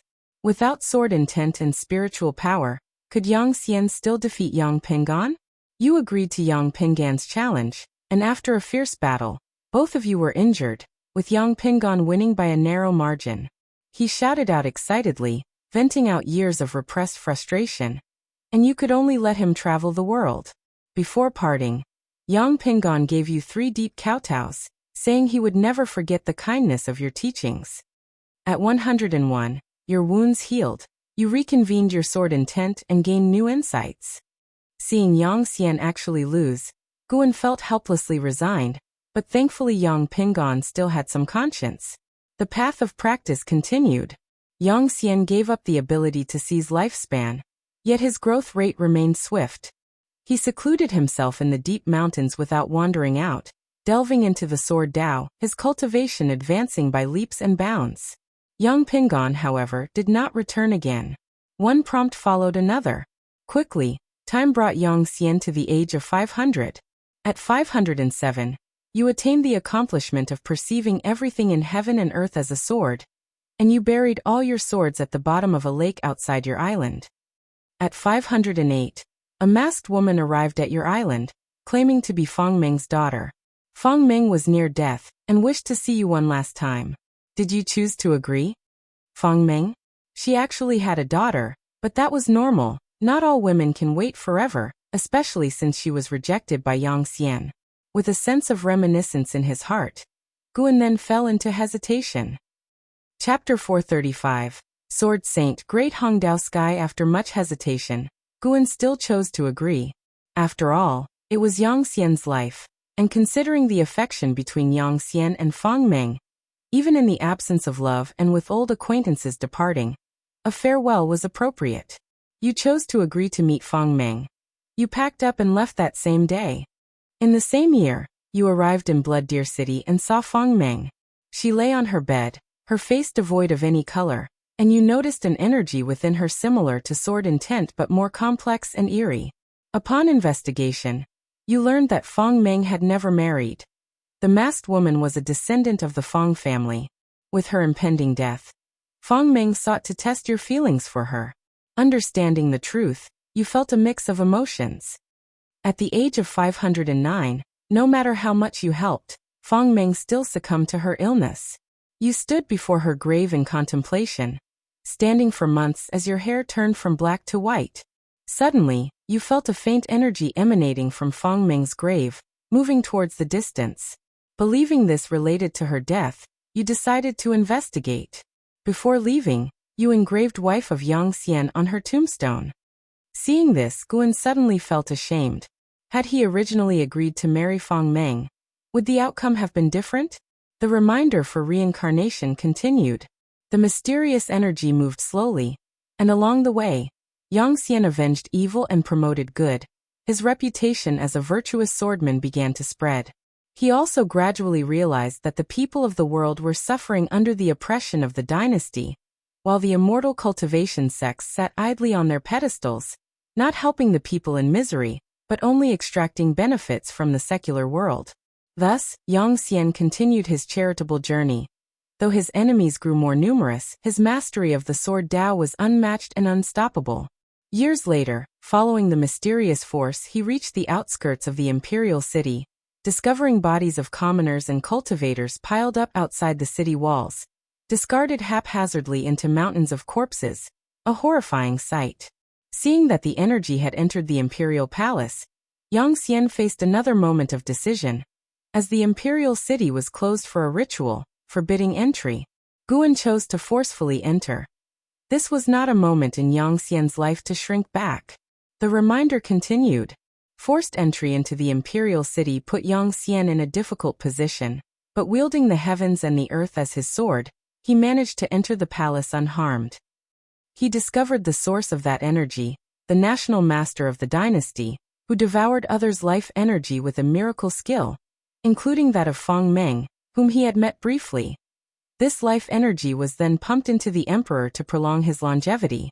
Yang Xian slew the national master, avenging countless victims, but discovered that the emperor was even more terrifying. A heart-stopping battle erupted. In the end, with no one to aid him, Yang Xian killed the emperor, sustaining severe injuries himself. As he departed, the city's populace knelt to thank him. A young girl asked his name, and he did not hide it, choosing to bear the greatest hatred for this matter.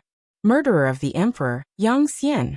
The following year, Yang Pingon returned to a small island in the mountains to recover and continue his understanding of the sword Dao.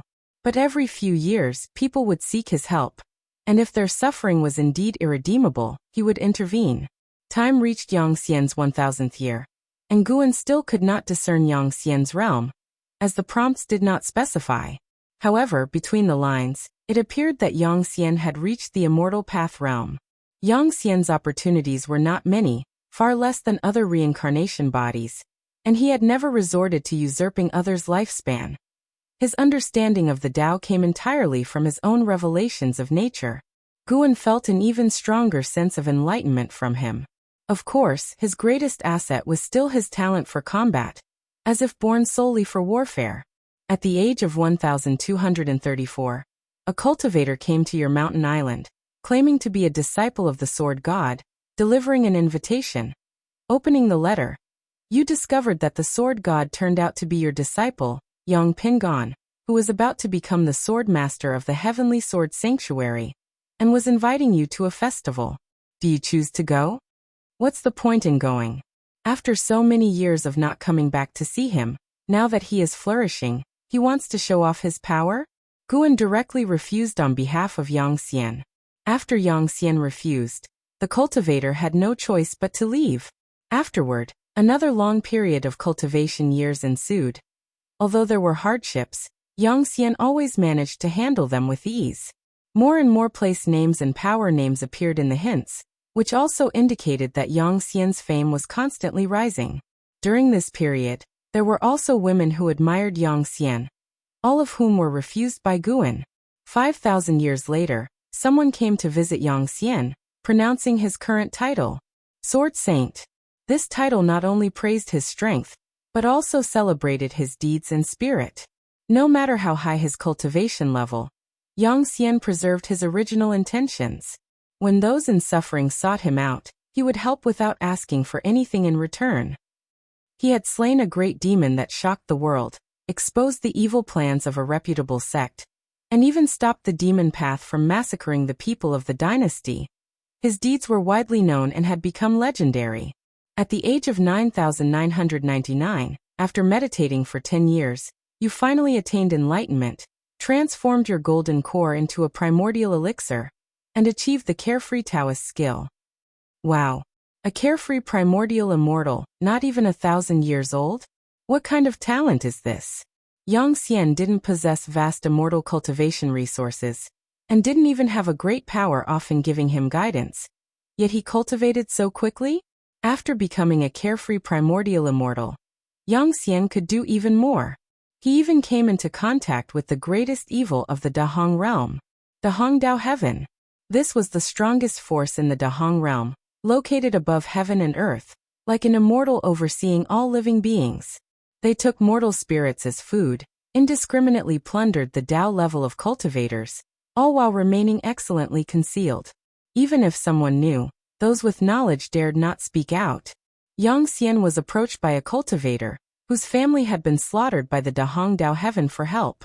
Thus he learned of their heinous acts. Although Dahong Dao Heaven possessed a power surpassing the 9 heavens of the immortal path, and he could not shake them, he still chose to help the seeker of revenge and executed the carefree primordial immortal of Dahong Dao Heaven. Decades later, the Dahong Dao Heaven sent people to recruit him. Knowing his character, Guan helped him decline the invitation from the Dahong Dao Heaven. After that, great cultivators occasionally attacked Yang Xian. He repelled them one by one, until he finally faced suppression by a mysterious great power. Due to the vast difference in cultivation levels, Yang Xian was struck into the mountains by a single hand of his opponent. At the critical moment, a sword light cut through heaven and earth and saved Yang Xian. It was none other than his first mentor, the sword ancestor of 10,000 swords. The sword ancestor of 10,000 swords rescued Yang Xian and took him out of the Dahong realm to hide in a secluded minor heaven and earth. The sword ancestor of 10,000 swords warned Yang Xian never to oppose the Dahong Dao Heaven again, as he could not protect Yang Xian if he truly angered the Dahong Dao Heaven. Faced with the choice, Guan decided to endure in silence for the time being. Once Yang Xian's injuries healed, the sword ancestor of 10,000 swords began to instruct him in cultivation, and after 10 years of personal teaching, the sword ancestor left. Yang Xian resumed his cultivation and leveling up. He no longer sought to rescue individuals from suffering. He wanted to help all the living beings of the Dahong realm. This cultivation lasted tens of thousands of years. At the age of 70,000, Yang Xian reached the free immortal realm of the 9 heavens of the immortal path. Chapter 436. Achieving Sword Dao Saint Ancestor. A free immortal of 70,000 years achieved his realm through meditation and cultivation. Impressive indeed. Guan was even more excited about Yang Xian's future, wondering if he could surpass the free immortal realm and overcome the death tribulation that awaited according to past experiences. After reaching the free immortal realm, Yang Xian returned to the Dahong realm. Along his journey, he met several cultivators from the Dahong realm and learned about the situation there. For thousands of years, every millennium, the Dahong Dao Heaven would cleanse a region with blood. There were less than 100 regions in the Dahong realm, and now, its cultivators were wary of the Dahong Dao Heaven and started to establish their dojos in outer heaven. After parting ways with those cultivators, Yang Xian returned to the Dahong realm alone. He first visited his birthplace, the Ziwei Immortal Mansion, only to find it annihilated by the Dahong Dao Heaven long ago. The once familiar land was desolate, with just a few broken walls remaining of the immortal mansion. Hatred for all living beings combined with personal vengeance. Even Guan was concerned for the Dahong Dao Heaven, questioning whether Yang Xian would embark on a slaughter. Although the Dahong Dao Heaven had beings that transcended the 9 heavens of immortal path, Yang Xian also had the ability to evolve his lifespan, yet he chose not to use it. The following year, Yang Xian went to the site of the former Blood Deer City. He could no longer find Feng Meng's bones, and the city had vanished over time, leaving no trace behind, as though that memory was a figment of his imagination. Yang Xian decided to draw his sword against the Dahong Dao Heaven.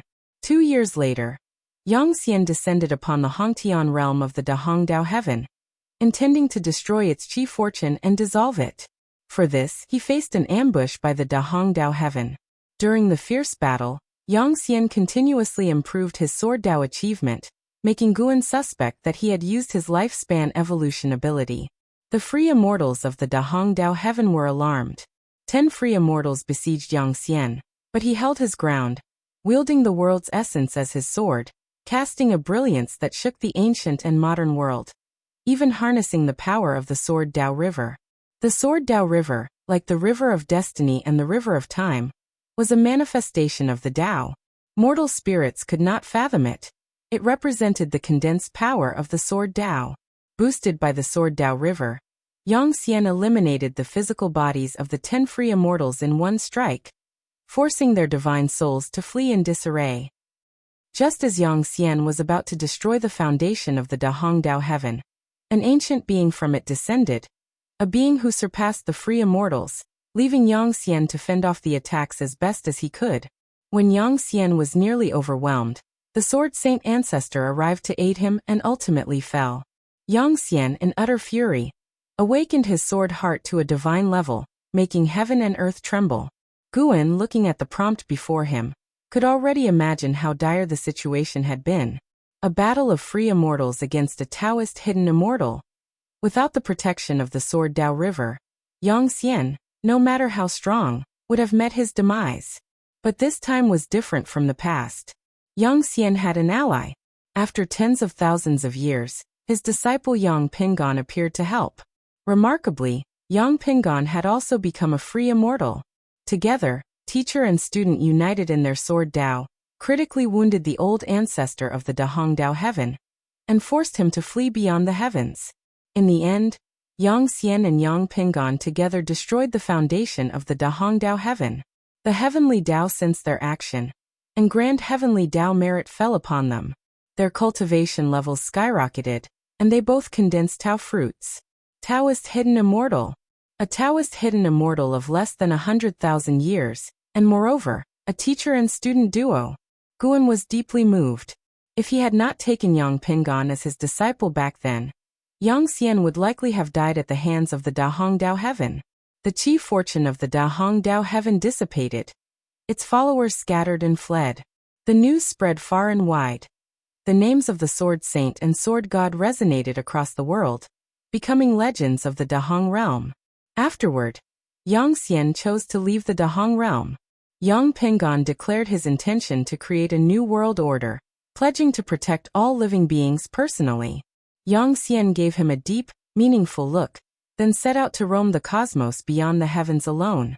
Yang Xian arrived at a fragmented world beyond the heavens to engage in path enlightenment. His battle with the Dahong Dao heaven had given him much insight. Guan saw multiple prompts of him comprehending the Karma Dao, Chi Fortune Dao, Fate Dao, and Creation Dao. At the age of 100,034, a mysterious figure invaded your dojo, claiming to be the Black Profound Emperor and challenging you to a combat. Do you choose to accept?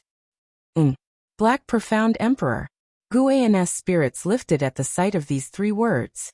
However, he was unsure whether Yang Xian's time was in the past or future, thus unable to judge the Black Profound Emperor's cultivation level. For now, better refuse. I'll take care of him myself later. Such were Guan's thoughts. You choose to refuse the Black Profound Emperor's request for a combat. However, he unexpectedly made a move. You countered with a single sword strike, annihilating the Black Profound Emperor's physical body.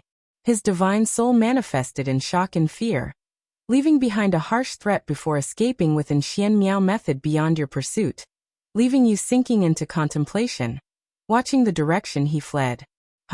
1. Victory with a single strike. Guan was filled with surprise and delight. Yang Xian was more formidable than Lu Han, Xiao Xingtian, and Chu Lu. However, it was regrettable that the Black Profound Emperor had escaped from this life. It was clear that the Black Profound Emperor had been relentlessly pursuing his reincarnation. Why was that so? What grievance did they have that warranted the Black Profound Emperor to persistently hunt down his reincarnation body? Guan couldn't figure out why, but he began to look forward to Yang Xian encountering the Black Profound Emperor again. After surviving the attack of the Black Profound Emperor, surely Yang Xian should be able to reach an even higher realm? After the Black Profound Emperor fled, Yang Xian reflected on the path enlightenment for 1,000 years, and then he ventured deep into the cosmos, entering the silent destruction domain, and made the acquaintance of people whose mere titles were extraordinary. There were still female cultivators at the Tao fruit realm who wished to become his Taoist friend, and Guan still helped him refuse. At 300,000 years old, Yang Xian achieved the status of Xian Yuan free immortal. He continued to uphold the chivalrous spirit of relieving suffering in the cosmos, spreading his name even further, and he gained a new title, Sword Dao Saint Ancestor. At 332, 7134 years old, while you were teaching Sword Dao to the juniors of various dojos in the universe, the Black Profound Emperor suddenly attacked, wishing to annihilate your entire dojo. You used the stars as your sword, with the sword intent of billions of stars converging into a Sword Dao holy net that enveloped the Black Profound Emperor and fiercely vanquished him. However, you did not receive a prompt about seizing lifespan. Hence you concluded the Black Profound Emperor was still alive. This bastard was really hard to kill. Guan began to grind his teeth. The prompt continued. After 350,000 years, Yang Xian wanted to see just how vast the universe was and continued his travels. In the end, he arrived at the boundary gate. Guan inwardly cursed his luck, but had no choice in the matter. At 350,008 years old, upon arriving at the boundary gate, as you were immersed in the profound Tao of the boundary gate, a figure stepped out from within the gate and attacked you, causing your physical body to perish. Your sword intent barely protected your divine soul, but the assailant struck again, annihilating your divine soul. You died at the hands of the heavenly spirit god. Reincarnation cycle has ended. Guan's face darkened. He knew it would be this way. Previously, the Black Profound Emperor was an insurmountable barrier he had finally overcome, and now the heavenly spirit god had become his new obstacle. How foolish, Yang Xian. Why did you have to be curious? If you hadn't gone, wouldn't you have avoided death? Guan vanished into thin air from the chair and arrived in the midst of the cosmos, settling on a meteorite. He activated the lifespan barrier and then received Yang Xian's life memories. Feeling Yang Xian's life truly was even more poignant. During his life, he had never used lifespan evolution, and although he could not see Yang Xian's prompts directly, Yang Xian's Sword Dao and cultivation level didn't skyrocket within a single ancient hour, except for the time he received the heavenly Dao merit. Moreover, throughout his life, Yang Xian had slain fewer than 100 living beings. What a terrifying will. The death of Feng Ming grieved Yang Xian deeply, and Guan felt the same sorrow. The obliteration of the purple micro-immortal mansion and the fall of the Wan Sword immortal ancestor also caused Guan distress, but did not dampen his spirits. Guan focused on understanding Yang Xian's two encounters with the Black Profound Emperor. The Black Profound Emperor was very mysterious, each appearance shrouded in black mist around his body, preventing any glimpse of his true face. From the battles, it was evident that the Black Profound Emperor was no match for Yang Xian. But Yang Xian was no match for the heavenly spirit god either. It's worth noting that, moments before his death, Yang Xian left behind some items, sparking some expectation within Guan. He wondered if he would ever come into contact with those remnants. Chapter 437. Holy Heart Sword Dao. The change in Guan after inheriting the memories of Yang Xian. Guan had received Yang Xian's Sword Dao inheritance, which was the essence of his life's cultivation. Holy Heart Sword Dao. This Sword Dao uses the heart as its foundation. Whatever the heart conceives can be transformed into one's own sword. Flowers, grass, trees, and woods can become swords. Mountains, rivers, seas can become swords. All living beings can become swords. The sun, the moon, and the stars can become swords. Yang Xian even wanted to turn the 3,000 Great Dao into his swords, but his Sword Dao had not yet truly reached the level of the Great Dao, so it was only a conceptual idea for now. By the time Guan had fully accepted Yang Xian's memories, he opened his eyes, and a day had gone by. It seemed like only a day, but he had experienced a reincarnation. Those memories were so intense that they felt as if he had lived them firsthand. He was Yang Xian, but he was not entirely Yang Xian. To put it precisely, Yang Xian was just a part of him, Guan, and this feeling was very mystical. Yang Xian brought Guan not only the Holy Heart Sword Dao, but also a profound understanding of the many Great Dao. Even Guan was amazed by Yang Xian's perceptiveness. Without utilizing the evolution of lifespan, Yang Xian's understanding of the Great Dao was deep, stronger than other reincarnation bodies. Guan checked the lifespan consumed by the lifespan barrier, which wasn't too much, stood up, and in one step, returned to the hidden spirit palace. Deep-sea dragon carp was cultivating. Upon hearing footsteps, he opened his eyes, saw Guan return, and was pleasantly surprised, promptly rising to ask, "Master, why have you returned?" Guan looked at him and said, "Didn't you want some combat techniques? How about I pass on a set of swordsmanship to you?" "Of course, thank you, master." Deep-sea dragon carp immediately thanked Guan and excitedly approached him, full of expectation. Guan didn't say much, and began to impart the swordsmanship to him, guiding him to practice the Holy Heart Sword Dao from some simple techniques.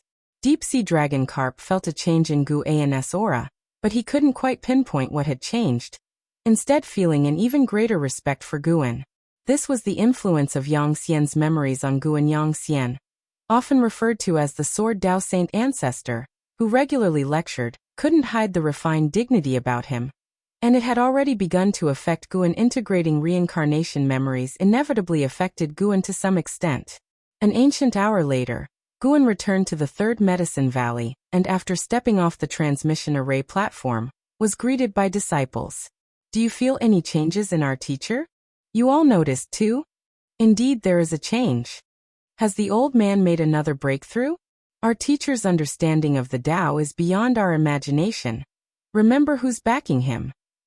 The disciples watched Guan's retreating figure, whispering among themselves. Some even deliberately flattered him, guessing he could overhear. When Guan arrived in front of the pavilion, Blood Prison Great Saint was also startled by the change in his aura. Had his master's cultivation level improved? He admired Guan, and the stronger Guan became, the happier he was, because he had decided to follow Guan for life. It doesn't necessarily have to be a millennium, be prepared. Guan stopped and said that to Blood Prison Great Saint. Upon hearing this, Blood Prison Great Saint was taken aback, his bovine fur fluttering as if blood flame was burning. Guan continued upstairs, returned to his room, sat at his desk, took out paper and ink, and began writing down the sword techniques and cultivation techniques from Yang Xian's memories.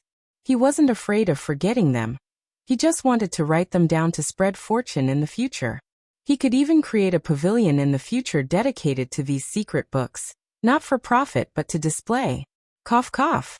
To show off. Half an ancient hour later, there was a knock on the door. Guan responded, and an Xian pushed the door open and entered. She closed the door behind her, then came to the desk, not saying anything, but simply observed Guan. Guan did not stop writing, and without lifting his head he asked, "Is something the matter?" An Xian giggled. "I heard that Master's temperament has undergone some changes, and everyone is speculating that you've had a breakthrough, so I came to see for myself. Indeed, you've changed, seeming even more like a great power than before." Guan smiled but did not respond. Suddenly he thought of Yang Xian's experiences and asked, "Do you ever harbor affection?" An Xian paused, puzzled. She asked, "Harbor what affection? There is no one in Medicine Valley who could stir mundane desires in me, and I will never fall into a calamity of emotions in my life.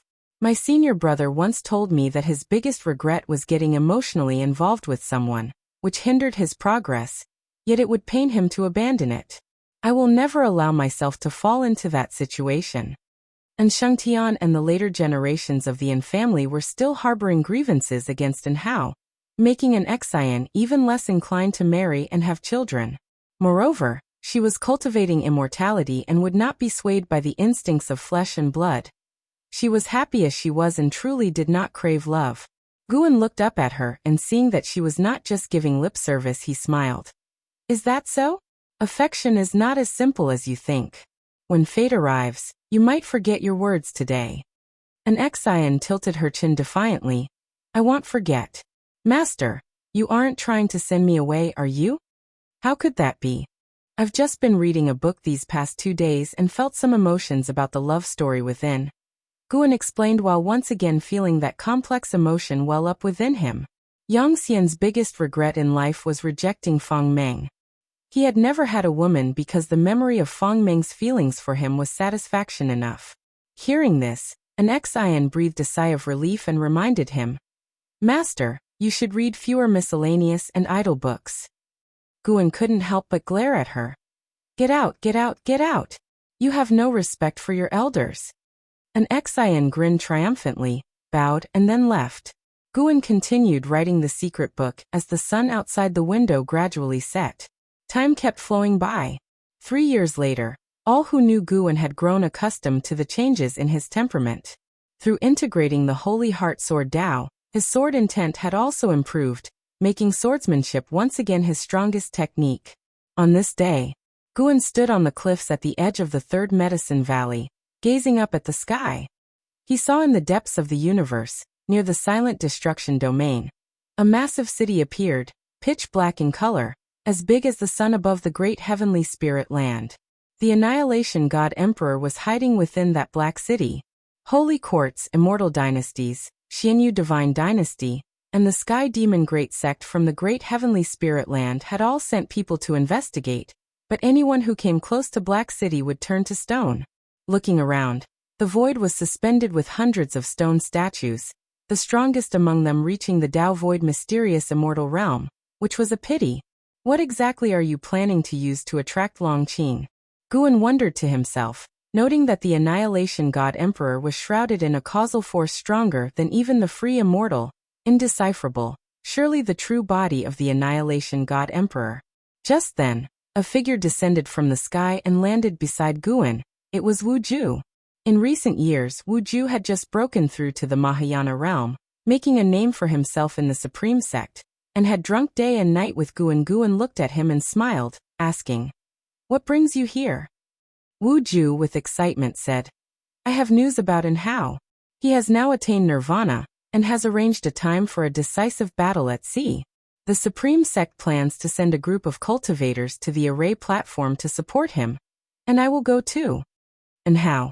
This was the most talented genius in the history of the Supreme Sect, still a legend to this day, constantly spoken of by many disciples. Guan pretended to be surprised, raising his eyebrows. He's advanced so quickly? Is his opponent formidable? The opponent is a loose immortal. He's challenging a loose immortal beyond his realm. So this has caused quite a stir overseas. Your disciple in Xian has a good relationship with him. Do you want me to pass on a message? Wu Ju said with a smile, unable to wait to watch the battle. After a moment's thought, Guan said, "Never mind, don't tell her, so she doesn't worry." "That makes sense," Wu Ju nodded and continued. "You know just how powerful is Enhao now. He dares to challenge a loose immortal at the Nirvana realm. It's said that it gets increasingly difficult to surpass others in the higher realms of the immortal path, and even within the same realm, defeating one another is as hard as reaching the heavens." Enhao was younger than Wu Ju, who had just reached the Mahayana realm. Yet Enhao was already challenging loose immortals. How could he not admire Enhao?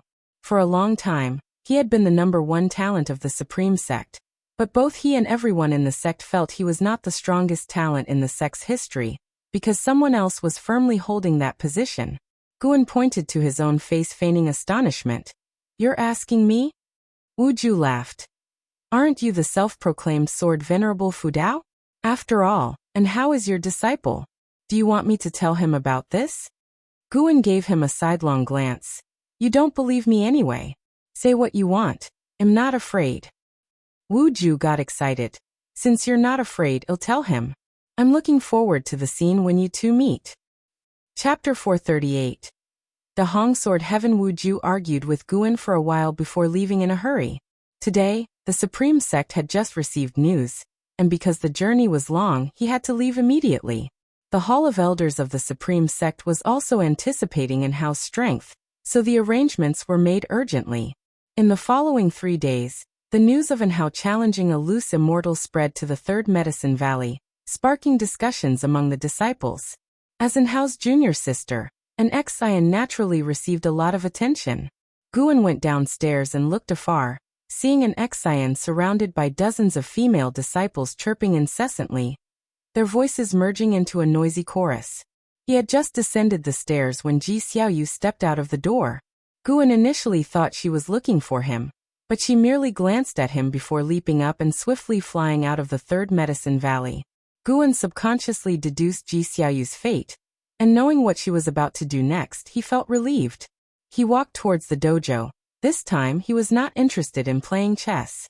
Upon reaching the dojo, Guan did not step in but instead watched from the periphery as disciples and cultivators played chess.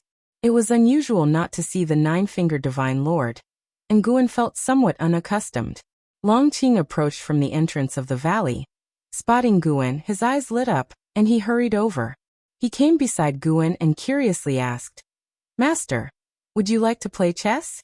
Shall I keep you company?" Guan glanced at him and said, "You a lousy chess player, play with me? Didn't I ask you to cultivate your Taoist heart?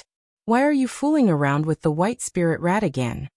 Hearing this, Longqing scratched his head awkwardly and said, "It claimed it had found a treasure and wanted me to accompany it." Guan asked, "And then?" Longqing clenched his fists in frustration and gritted his teeth. "It tricked me into a cave and then filled the entrance with dung. It infuriated me. I must settle the score later, master. It's really despicable." Upon hearing this, Guan silently stepped back. Longqing continued to curse the white spirit rat. In the entire Third Medicine Valley, except for an Xian, everyone detested the white spirit rat.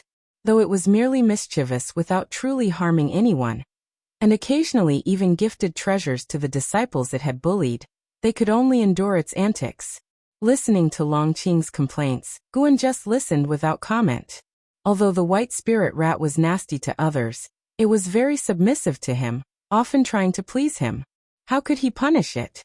After Longqing had finished venting, Guan suddenly asked, "I'm planning to establish a sword mountain. Where do you think it should be located?" Sword Mountain. Longqing was stunned, his face showing surprise.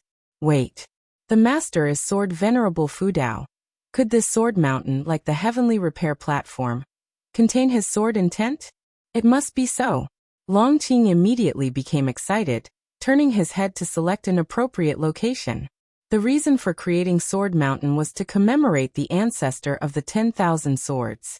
The 10,000 sword peaks of the ancestor left a vivid memory. Hillsides covered in swords, each of exceptional grade and rank, each containing different sword intents.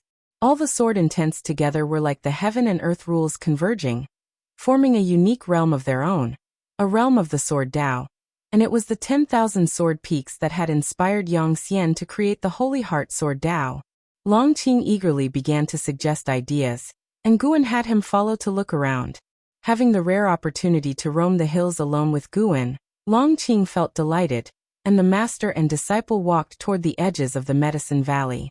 Seeing this scene, a smile appeared on Enzin's face surrounded by people. Longqing was someone she had watched grow up, always considering him like her own child. Over the years, Longqing often confided in her privately. He felt that his master could help him, but insisted on tempering his Taoist heart. He suspected that his master did not like him. Naturally, an Xian hoped that there would be no rift between Guan and Longqing. Seeing Guan willing to spend time alone with Longqing, she thought Guan wanted to help Longqing. An hour later, Guan and Longqing reached the top of the mountain. Side by side, they looked out over the forests outside the Medicine Valley, a sight so magnificent it was breathtaking. "Do you still think I'm singling you out?" Guan suddenly asked, his gaze following up to the sky. The reincarnation vortex was fluctuating again. A massive amount of spiritual energy was emanating from it, clearly indicating that a force was arriving on the scene, likely with hostile intentions. Longqing quickly waved his hands, saying, "How could that be? Master, why would you single me out? If not for you bringing me back to the Medicine Valley, I would probably have been devoured by demon beasts." He had indeed once thought that his master disliked him, but after Guan had made it clear last time that he carried significant karma and revealing it would invite catastrophe, he no longer indulged in wild thoughts. Now he was more eager for Guan to teach him cultivation. Master is Sword Venerable Fudao, even teaching him just a couple of moves is enough for him. Guan heard Longqing's words and smiled with satisfaction. "If you truly think that way, I'm relieved. Rest assured, I do look forward to nurturing you, but not now. Do you know who the Bull Demon King is?" "The Bull Demon King? He has a background." Longqing was astonished. To him, the The Blood Prison Great Saint was the second most lowly existence in the Third Medicine Valley, only inferior to the White Spirit Rat. Such a guy has a background? Guan proceeded to tell the origin of the Blood Prison Great Saint, leaving Longqing dumbstruck. The Blood Prison Great Saint is this formidable? And he's an ascender from the lower realm? The most crucial thing was that the Blood Prison Great Saint was actually a human, who only turned into a bull after devouring divine beast True Blood. Longqing felt as if the sky had fallen. It was one thing for his master to hide his cultivation level, but even the Bull Demon King had an extraordinary background. He then thought of an Xian, Yu Yingying, and other acquaintances in the valley.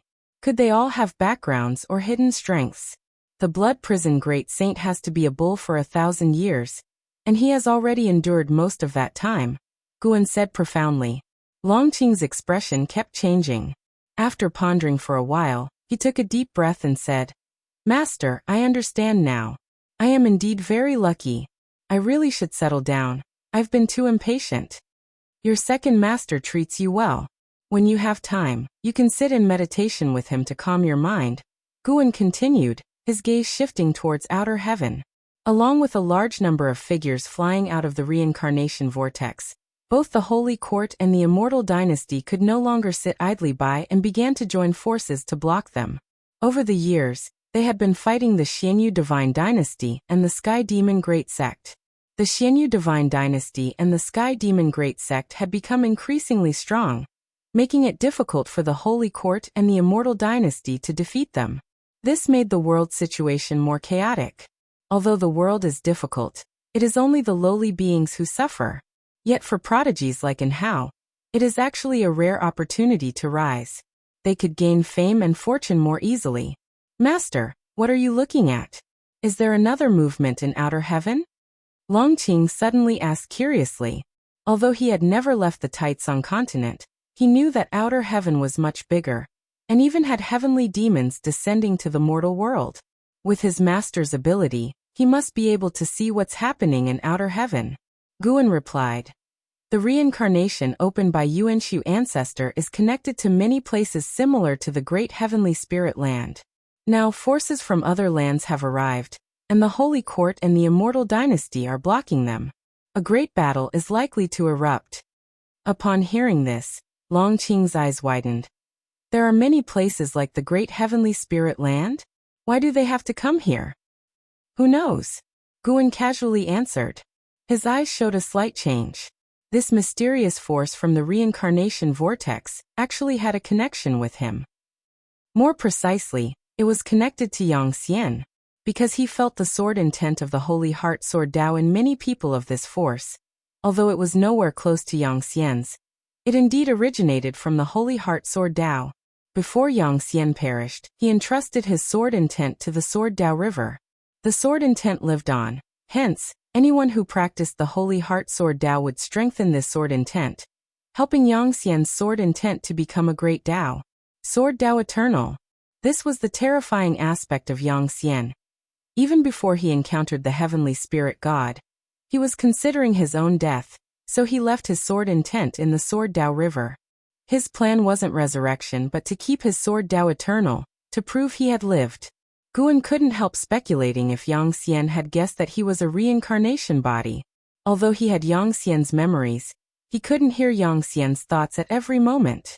Guan began to deduce this force. Dahong Sword Heaven. Only one word differed from the Dahong Dao Heaven that was annihilated by Yang Xian and his disciples, but it was certain that Dahong Sword Heaven came from the Dahong realm. "Master, have you been to other worlds? Is our world considered powerful in outer heaven?" Longqing kept asking. Just then, a vast sword intent suddenly burst forth from the horizon, shooting up to the sky, startling Longqing to turn and look. He saw a sword light rising in the sky, as if wanting to split the heavens in two, rapidly stretching to the zenith. "What is that?" Longqing asked in astonishment, feeling the sword intent, which made him want to submit. Guan did not respond, but he had already seen the master of the sword intent. From the Immortal Dynasty, it was a divine thought true immortal. Chapter 439 Juluo Sword Monarch Sword Cultivators of the divine thought true immortal realm were formidable, their sword intent stirring the entire world. But to harbor illusions to obstruct Dahong's sword heaven was undeniably a fool's dream. Gu An's gaze returned to Dahong's sword heaven, where continuous figures flew out of the reincarnation vortex, each emitting a formidable sword intent, led by two free immortals. These people's faces were unfamiliar to Guan, never having been seen in Yang Xian's memories. However, he was certain that Dahong's sword heaven was founded by Yang Xian's disciple, Yang Pingan. Previously, Dahong's sword heaven had not appeared, but now it did. Could it be because its followers were being taught the Holy Heart Sword Tao? Guan felt this was only part of the reason. Their imposing manner suggested they harbored designs on the great heavenly spirit land. After a brief negotiation, the Holy Court and the Immortal Dynasty commenced their siege on Dahong's sword heaven, the battle fierce. Long Qing could not view the fight from outer heaven, but he was lost in boundless imagination. The Supreme Sect, disturbed by the Immortal Dynasty's sword intent, debated where this sword intent originated. After watching for a while, Guan turned and left, with Long Qing quickly following, inquiring about the situation in outer heaven. Guan did not conceal the facts, briefly describing the battle in outer heaven. Long Qing listened excitedly, his longing for the immortal path realm intensifying. Upon returning to Medicine Valley, Long Qing hurried to his room to meditate, determined to make his master proud, and to become a powerful figure who could stir the winds and clouds of the world. Guan returned to his room, untroubled by Dahong's sword heaven bringing calamity, as this group was not potent enough to threaten the great heavenly spirit land. Sitting at his desk, Guan turned to look out the window, his thoughts drifting to distant memories. There, on that island, only young Pingan accompanied him, always challenging him. Thinking of it, he felt quite nostalgic. Seeing the robust chi fortune of Dahong's sword heaven, it was clear that a lengthy time had passed since Yang Pingan had established it. How strong was Yang Pingan now? Guan looked forward to finding out, though he also felt a sense of urgency. Times had changed, and it was essential to guard against others. Guessing Yang Pingan's intentions in seeking the Holy Heart Sword Tao was challenging. Setting aside Yang Pingan, he also had to consider the Annihilation God Emperor as a hypothetical enemy, striving to grow stronger.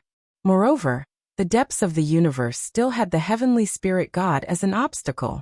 What a long and heavy responsibility.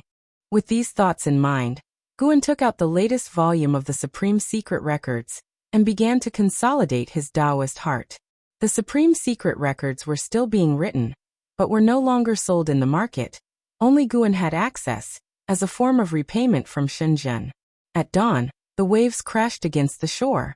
On the cliff, streams of sword chi appeared out of nowhere, circling and coiling to form a vortex that rapidly expanded, followed by a figure stepping out from it, landing on the cliff. Bathed in sunlight, this was a man in black armor and a white cloak, his long hair tied under a white jade crown, and a treasure sword hanging at his waist. His handsome face emanated a commanding arrogance. After landing, he looked around.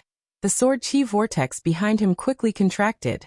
After looking around, he smiled, then raised his right hand, sword chi emerging in his palm to condense into a silver mirror, the mirror reflecting a gentle woman.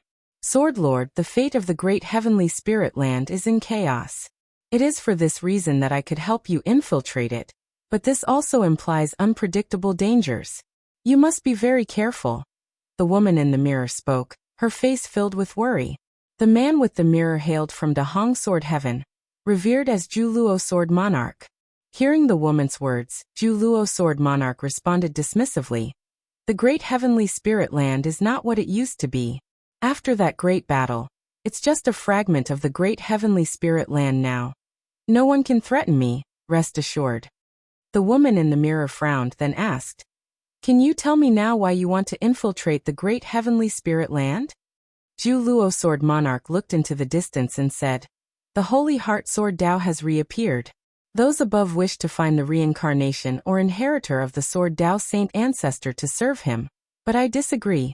I will defeat him and prove that Dahong Sword Heaven does not need to pursue the Holy Heart Sword Tao. I will create an even stronger Sword Tao. Upon hearing this, the woman in the mirror's expression drastically changed, just about to speak when Zhu Luo Sword Monarch crushed the silver mirror, dissipating it into sword chi. He then identified a direction, stepped forward, transforming into a streak of sword light soaring toward the end of heaven and sea, leaving behind a trail of sword chi mirages, like a mirage hanging above the vast ocean. At the same time, North Sea Mountain Guan, wearing a mask, sat on the eaves reading a book, his divine thought locked onto Ju Luo Sword Monarch. The ninth layer of the free immortal realm was intensely replete with the cause and effect of reincarnation. It was estimated that the reincarnation tribulation was about to end, only half a step away from the Tao fruit realm. When the other party descended onto the great heavenly spirit land, Guan had detected him immediately, and also heard what he had said. He didn't consider Ju Luo Sword Monarch a threat. Rather, the implications behind the words of the Sword Monarch gave him pause. Did Dahong Sword Heaven intend to serve the inheritor of the Holy Heart Sword Dao? Guan remembered that although Yang Xian had imparted the Holy Heart Sword Dao to Yang Pingon at the time showed no surprise but instead smiled, saying his own Sword Dao was not inferior to the Holy Heart Sword Dao. At that time, Yang Xian's Holy Heart Sword Dao was merely rudimentary, nowhere near as strong as it was when contending with the Heavenly Spirit God, and countless years had passed since then, with the Holy Heart Sword Dao having reached unimaginable levels through the Sword Dao River. Could it be that Yang Pingon had faced setbacks in his Sword Dao and come to believe his own was inferior to the Holy Heart Sword Dao? Guan speculated about what might have transpired after Yang Xian's death, to make Dahong Sword Heaven so highly esteem the Holy Heart Sword Dao. As for Ju Luo Sword Monarch seeking to trouble him, he wasn't too concerned. What waves could a mere free immortal stir up? If he dared to act against him, Guan wouldn't hesitate due to past feelings. He would kill if necessary. He wasn't Yang Xian. He didn't confine his actions within so many strictures.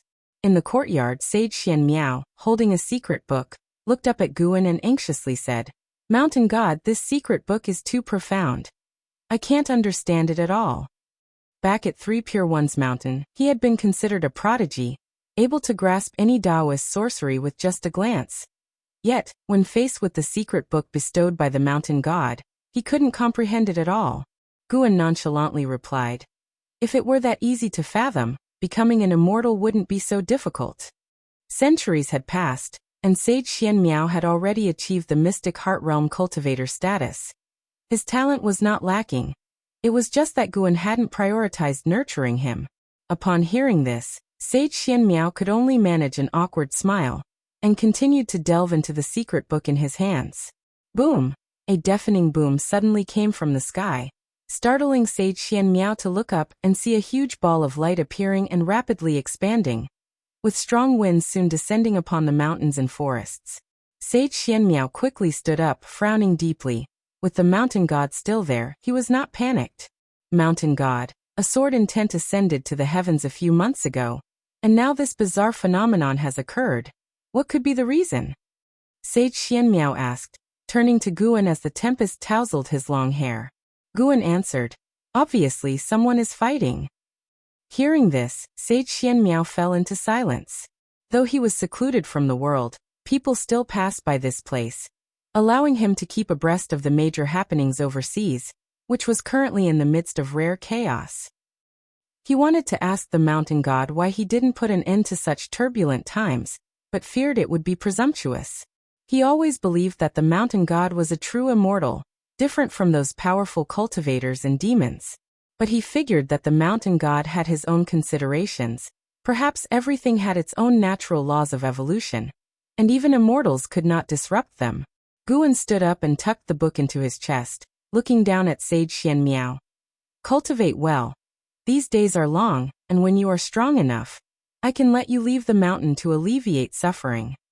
As his words fell, he vanished into thin air from the eaves. Sage Xian Miao, rather than being ecstatic, looked down at the secret book in his hands, his eyes revealing a glimmer of hope. Above the boundless mountains and rivers, dust swirled as Hao stood proudly in the air. His knight's robe fluttered wildly. He looked downward, with 9 bright suns floating behind him tracing circular paths, the firelight illuminating his form, making him look like a deity. From all directions, cultivators and demons watched the battle. They stood outside the formation, each gaze towards Hao filled with disbelief. Those from the Supreme Sect watched with surging emotions, excited beyond measure. Wu Ju watched Hao from afar, his eyes unable to hide his stunned expression as he subconsciously looked at his own right fist. And how could overpower a loose immortal? But could his fist defeat a Nirvana realm cultivator?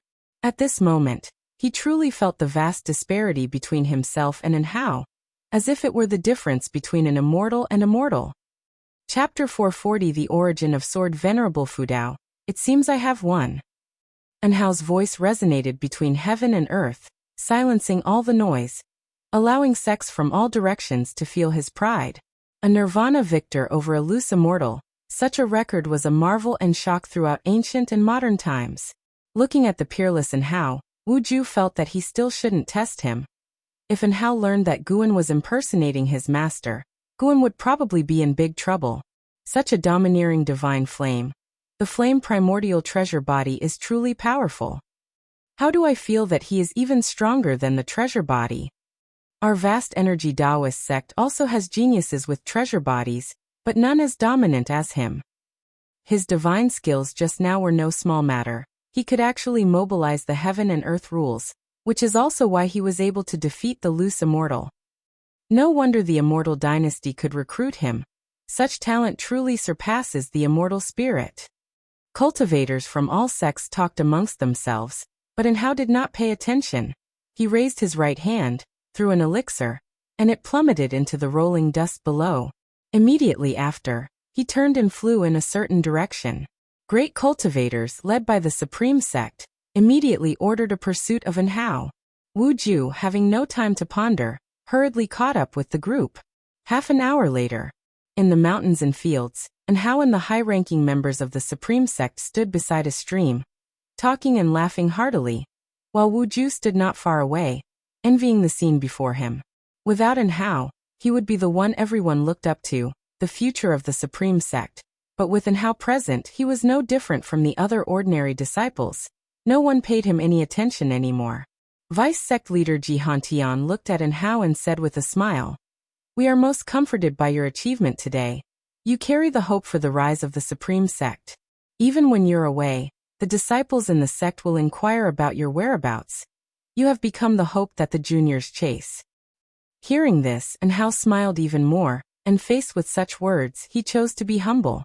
He had quite a fondness for the Supreme Sect, as in the early stage of his immortal cultivation life, the Supreme Sect had given him considerable help.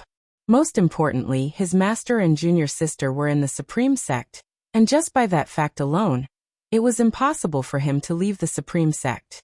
Just as they were exchanging pleasantries, an immense sword intent descended, making everyone feel as if their throats were being choked, cutting off all speech.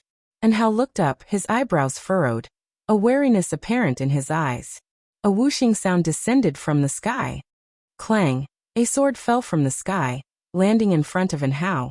Stones shattered and flew off, and the cultivators from the Supreme Sect retreated in shock, while Enhao remained as steady as Mount Tai, unmoved. The sword that was planted in the ground trembled non-stop, the blade vibrating to form afterimages. Before the cultivators of the Supreme Sect could speak, a figure descended from the sky, landing precisely on the hilt of the sword. It was Ju Luo Sword Monarch. Enhao looked up at Ju Luo Sword Monarch before him, his eyes filled with confusion, but no fear. Ju Luo Sword Monarch ignored everyone else, his gaze fixed on Enhao, burning with intensity as if he were looking at a rare treasure. "Who are you? What do you want?" The highest cultivation level elder of the Supreme Sect asked in a deep voice, clutching the Dharma treasure in his hand, clearly very nervous. Just one glance at Ju Luo Sword Monarch was enough for everyone present to realize that they were no match for him. "Boy, what's your name?" Ju Luo Sword Monarch stared at Enhao and coldly asked, the breeze blowing his robe as he stood on the hilt, emanating an overwhelming pressure. Enhao responded, "Enhao, do you have a matter to attend to, Taoist friend?" Ju Luo Sword Monarch's mouth curved upwards. "I am Ju Luo Sword Monarch. Your life grid is quite decent. No matter which part of the great heaven and earth you are in, you will rise. Serve me, and I can help you grow faster and raise your limits." Upon hearing this, Enhao wasn't surprised. On his journey, too many people had already said such things to him. Enhao remained composed. "Thank you for your kindness, Taoist friend. I have a master, a sect, and a power I serve. I cannot pledge allegiance to you.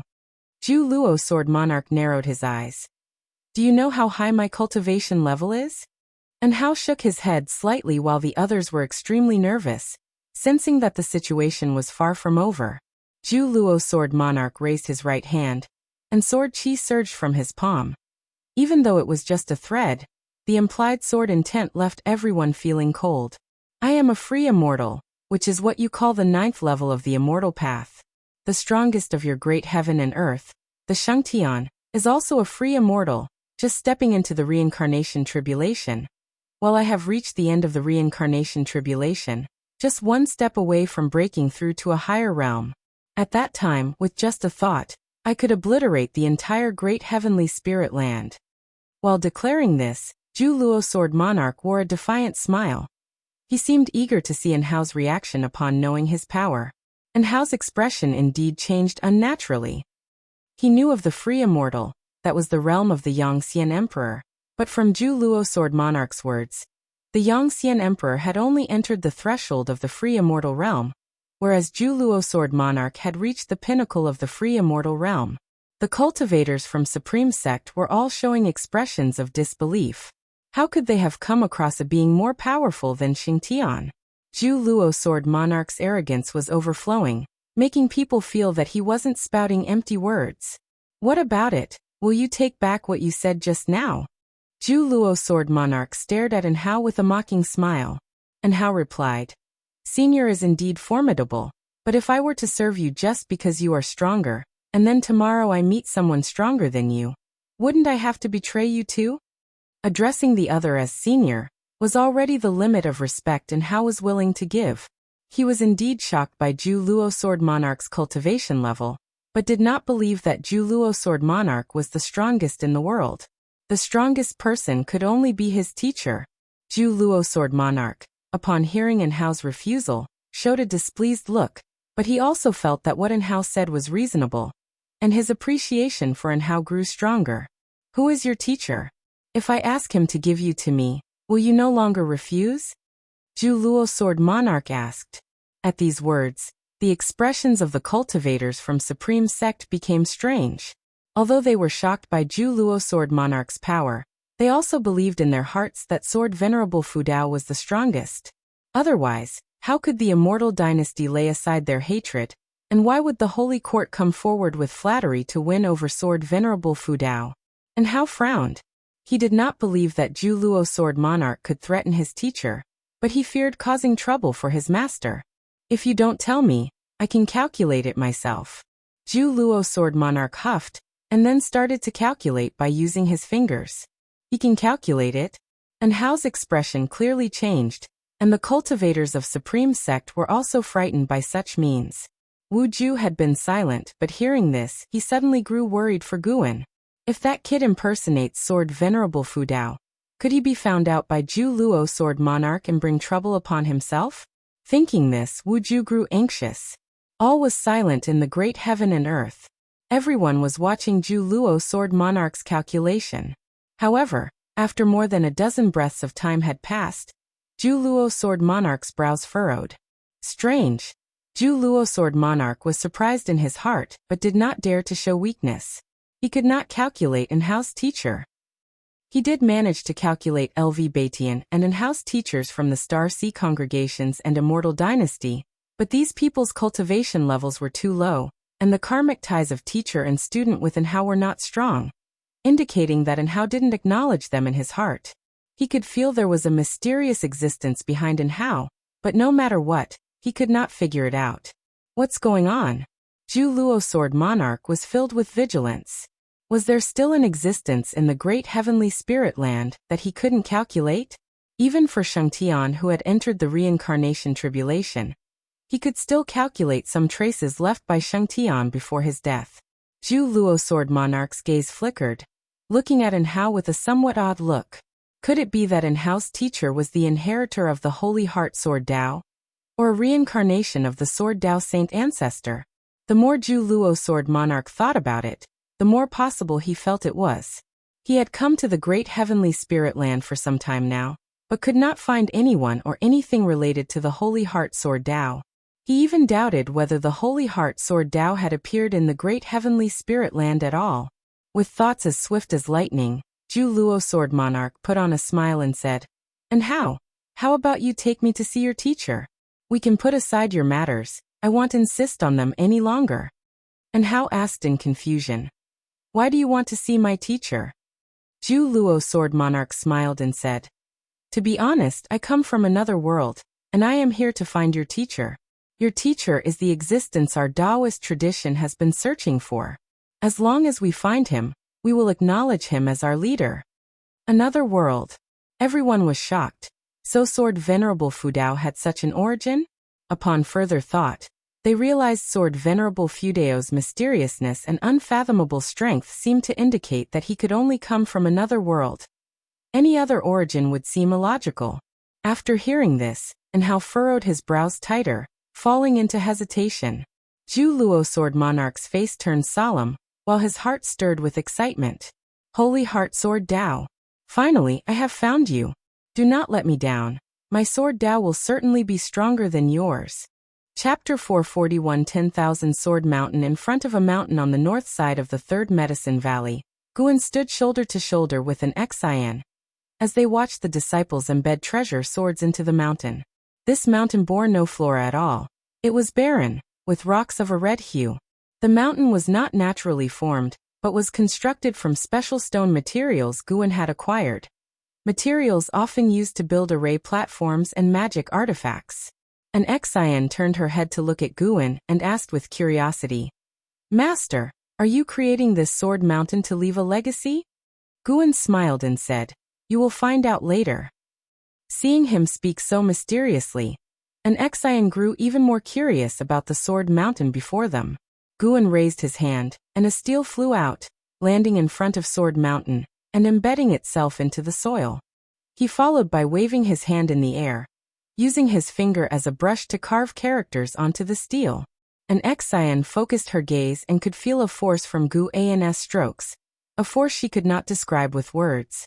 For some reason, she felt a sense of loneliness. 10,000 Sword Mountain. Guan avoided inscribing the full 10,000 Sword Mountain ridge, for fear of directly impacting fate. Omitting one character seemed excessive, but it actually made a world of difference. There were many 10,000 Sword Mountain ridges, and 10,000 Sword Mountains across different lands. As soon as the 3 characters for 10,000 Sword Mountain were carved, an Xian suddenly felt that this Sword Mountain possessed a spirit. Although many disciples were still embedding swords into the mountain, it somehow felt exceptionally distinct to her. Once they are done, disciples are not to set foot here in the future. With that, Guan turned and walked away. An Xian remained standing there, continuing to admire 10,000 Sword Mountain, always sensing that the mountain hid mysteries. In the following days, 10,000 Sword Mountain became a frequent topic among the valley's disciples and visiting cultivators. The very name 10,000 Sword Mountain carried immense force, and since Valley Master Guan was associated with Sword Venerable Fudao, they couldn't help but pay close attention. The news also spread to the Supreme Sect. Since Guan had claimed he was Sword Venerable Fudao, his fame had skyrocketed, and the major families had even investigated him. Pan's true identity could no longer be concealed. Since Panan was him, it led the major families to encourage their disciples to study Investiture of the Gods, Journey to the West, and Romance of the Three Kingdoms. They felt Sword Venerable Fudao must have wanted to convey something through Panan. Even if they overthought it, being familiar with Pan's books would give them something to talk about when facing Sword Venerable Fudao in the future. It could do no harm. One day at noon, outside the Supreme Sect, and Hao, accompanied by Zhu Luo Sword Monarch, emerged from the forest. He turned his head to Zhu Luo Sword Monarch and said, "I only know my master is in the Supreme Sect, but I don't know exactly who he is. If he wants to meet you, he will seek you out.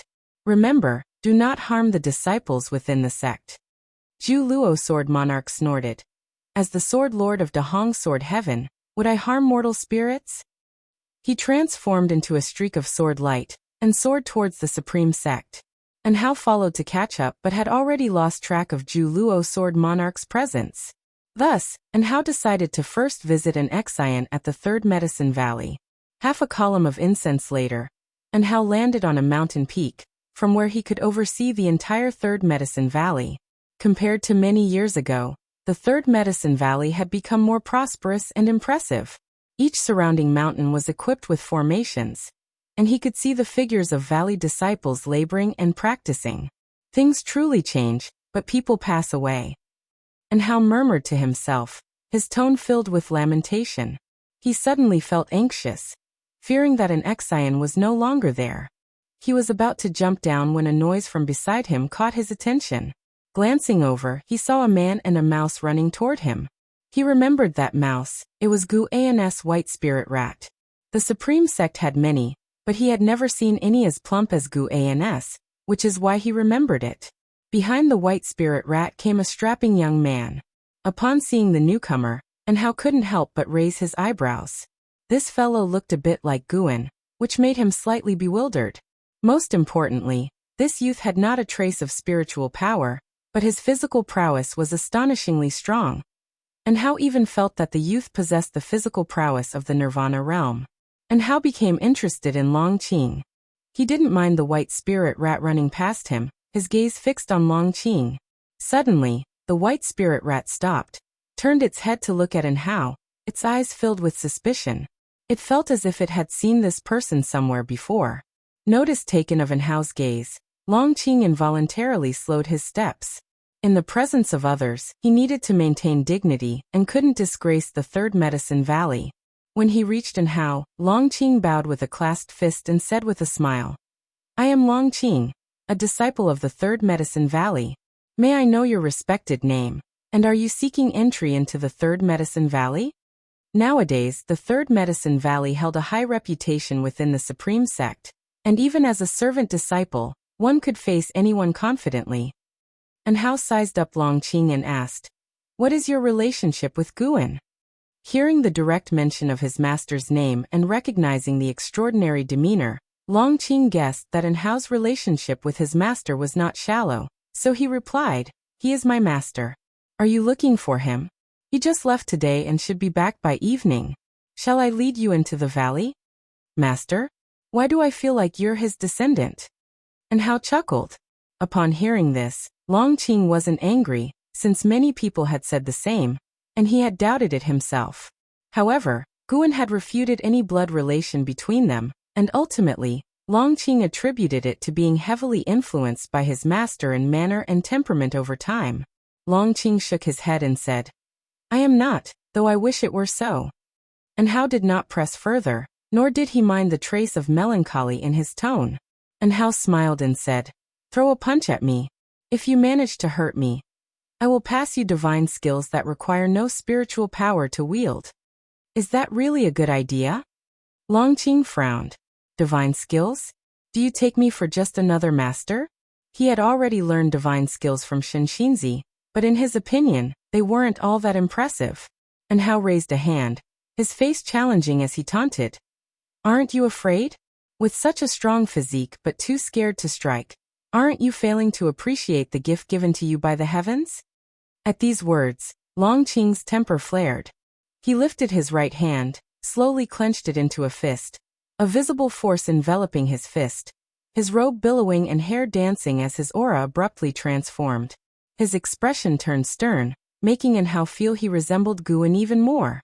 Long Qing said coldly, "If I end up crippling you, you'd better not regret it." Anhao proudly laughed. "Thinking of crippling me?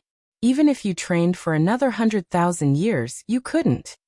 A cold glint flashed in Long Qing's eyes as he suddenly stepped forward. His right fist held back while his body poised as though drawing a bow, unleashing the punch from his waist with all his bodily strength channeled into his fist. He could sense Anhao's strength. Not wanting to lose face, he naturally gave it his all. His punch sounded out like a rumble of thunder, startling the Medicine Valley disciples in the distance. Whether on the mountain or in the valley, they turned their heads towards the source of the noise. Also, beneath the mystic pure tree, an Exian was practicing when she opened her eyes and looked towards the sound, her brows tightly furrowed. Chapter 442. The so-called fellow disciples on the mountaintop. The strong wind spilled over, causing flowers and grass to sway like green waves. Longqing maintained his punching stance, his face showing disbelief. How could this be? His eyes widened. A tempest of shock surged within him. Following his gaze, he saw his right fist being blocked by a single finger from Enhao. His fist, being resisted by Enhao's index finger, gave him the sensation of pushing against a mountain. No, mountains aren't this hard. Enhao's hair fluttered in the wind as he stared at Longqing, his lips curling into a smile. Not a bad reaction, but it seems you haven't fully mastered your power, or rather, you don't really know the kind of power you possess at the moment. With a gentle push of his right index finger, Longqing felt a force overwhelming like a mountain collapsing over him, throwing him backwards. His complexion drastically changed, and while he instinctively stabilized his body, he still staggered backward several steps before stopping. He looked at Enhao with fear in his eyes, swallowing hard before asking, "Who exactly are you?" "My name is Enhao, have you heard of me?" Enhao asked with a smile, his dominance and pride momentarily receding, now his smile seeming warm as a spring breeze. "Enhao?" Longqing's eyes widened, excitedly asking, "Are you elder sister and Zin's senior brother?" Hearing this name, Enhao's expression turned gentler as he asked, "Is your teacher sister doing well?" He hadn't used his divine sense to probe the third medicine valley, partly for fear of being rude, and partly because he was somewhat nervous inside. Of course, she is the leading disciple of the third medicine valley. How could she not be doing well? Longqing, knowing Enhao's identity, suddenly felt a sense of closeness. Although an Xian was his teacher sister, she was like a mother to him in his heart, since he had been raised by an Xian, and Yu Yingying since he was young. He often heard an Xian mention Enhao, naturally forming a close and curious impression of him. Hearing this, Enhao completely relaxed and then asked Longqing to take him to see an Xian. Longqing was very curious about him. As the two walked towards the valley, they chatted, mostly with Longqing asking and Enhao answering. Enhao quite liked Longqing. He couldn't quite say why, perhaps it was Longqing's strong physique that sparked anticipation. "Why does your medicine valley have so many great cultivators?" Enhao suddenly asked. He even sensed the presence of those from the immortal path realm, which piqued his curiosity. Longqing mysteriously said, "Haven't you heard? My master is Sword Venerable Fudao." Hearing this, Enhao was taken aback, asking in surprise, "You have two masters?" "No, it's my master Guan, he is Sword Venerable Fudao." Longqing hurriedly explained, knowing what he should say and what he shouldn't. Anything publicly said by Guan he could repeat. "Guan is Sword Venerable Fudao? How is that possible?" Enhao frowned. He couldn't forget his first encounter with Guan. Both were very young back then. How could Guan possibly be his master? His first reaction was that there must be some misunderstanding, given that no one in the Supreme Sect would dare impersonate Sword Venerable Fudao. My master admitted it himself, and Sword Venerable Fudao hasn't challenged him. So isn't he Sword Venerable Fudao? Longqing explained. He was unaware of the relationship between Enhao and Sword Venerable Fudao. Too much time had passed, and only a few knew of their relationship. Longqing, having spent years in the Third Medicine Valley, and an Xian deliberately not mentioning it, those great cultivators had no interest in gossip, so he was also none the wiser. Admitted it himself? Enhao's brows furrowed tighter, feeling quite uneasy. What did Guan mean by this? Trying to take advantage of him? Enhao decided he needed to have a good talk with Guan, as some matters must not be carelessly touched. Half a stick of incense later, an Xian led Enhao into the house, shut the door, and asked him to have a seat. Then she began to brew tea. "Elder brother, I thought you had forgotten about me," an Xian said jokingly as she walked to the table with the teapot. Enhao, who was looking around the room, replied awkwardly, "How could I forget you? Whenever I have time, I come back to see you." An Xian laughed heartily. "You can even forget your own wife and children. Forgetting me wouldn't be strange." Guan became more embarrassed. He coughed lightly and said, "My aspiration is to travel the world. I cannot stay with them if I maintain relations. It would only bring them trouble." An Xian did not speak of the family's encounters, reasoning that if Guan cared he would visit on his own, and if he did not, speaking of it held no meaning. Moreover, as long as Guan remained, the An family had already received his care, and they would no longer face significant troubles. Thinking of this, an Xian suddenly felt that although Guan was strong, there was still much he could learn about being a person from his master.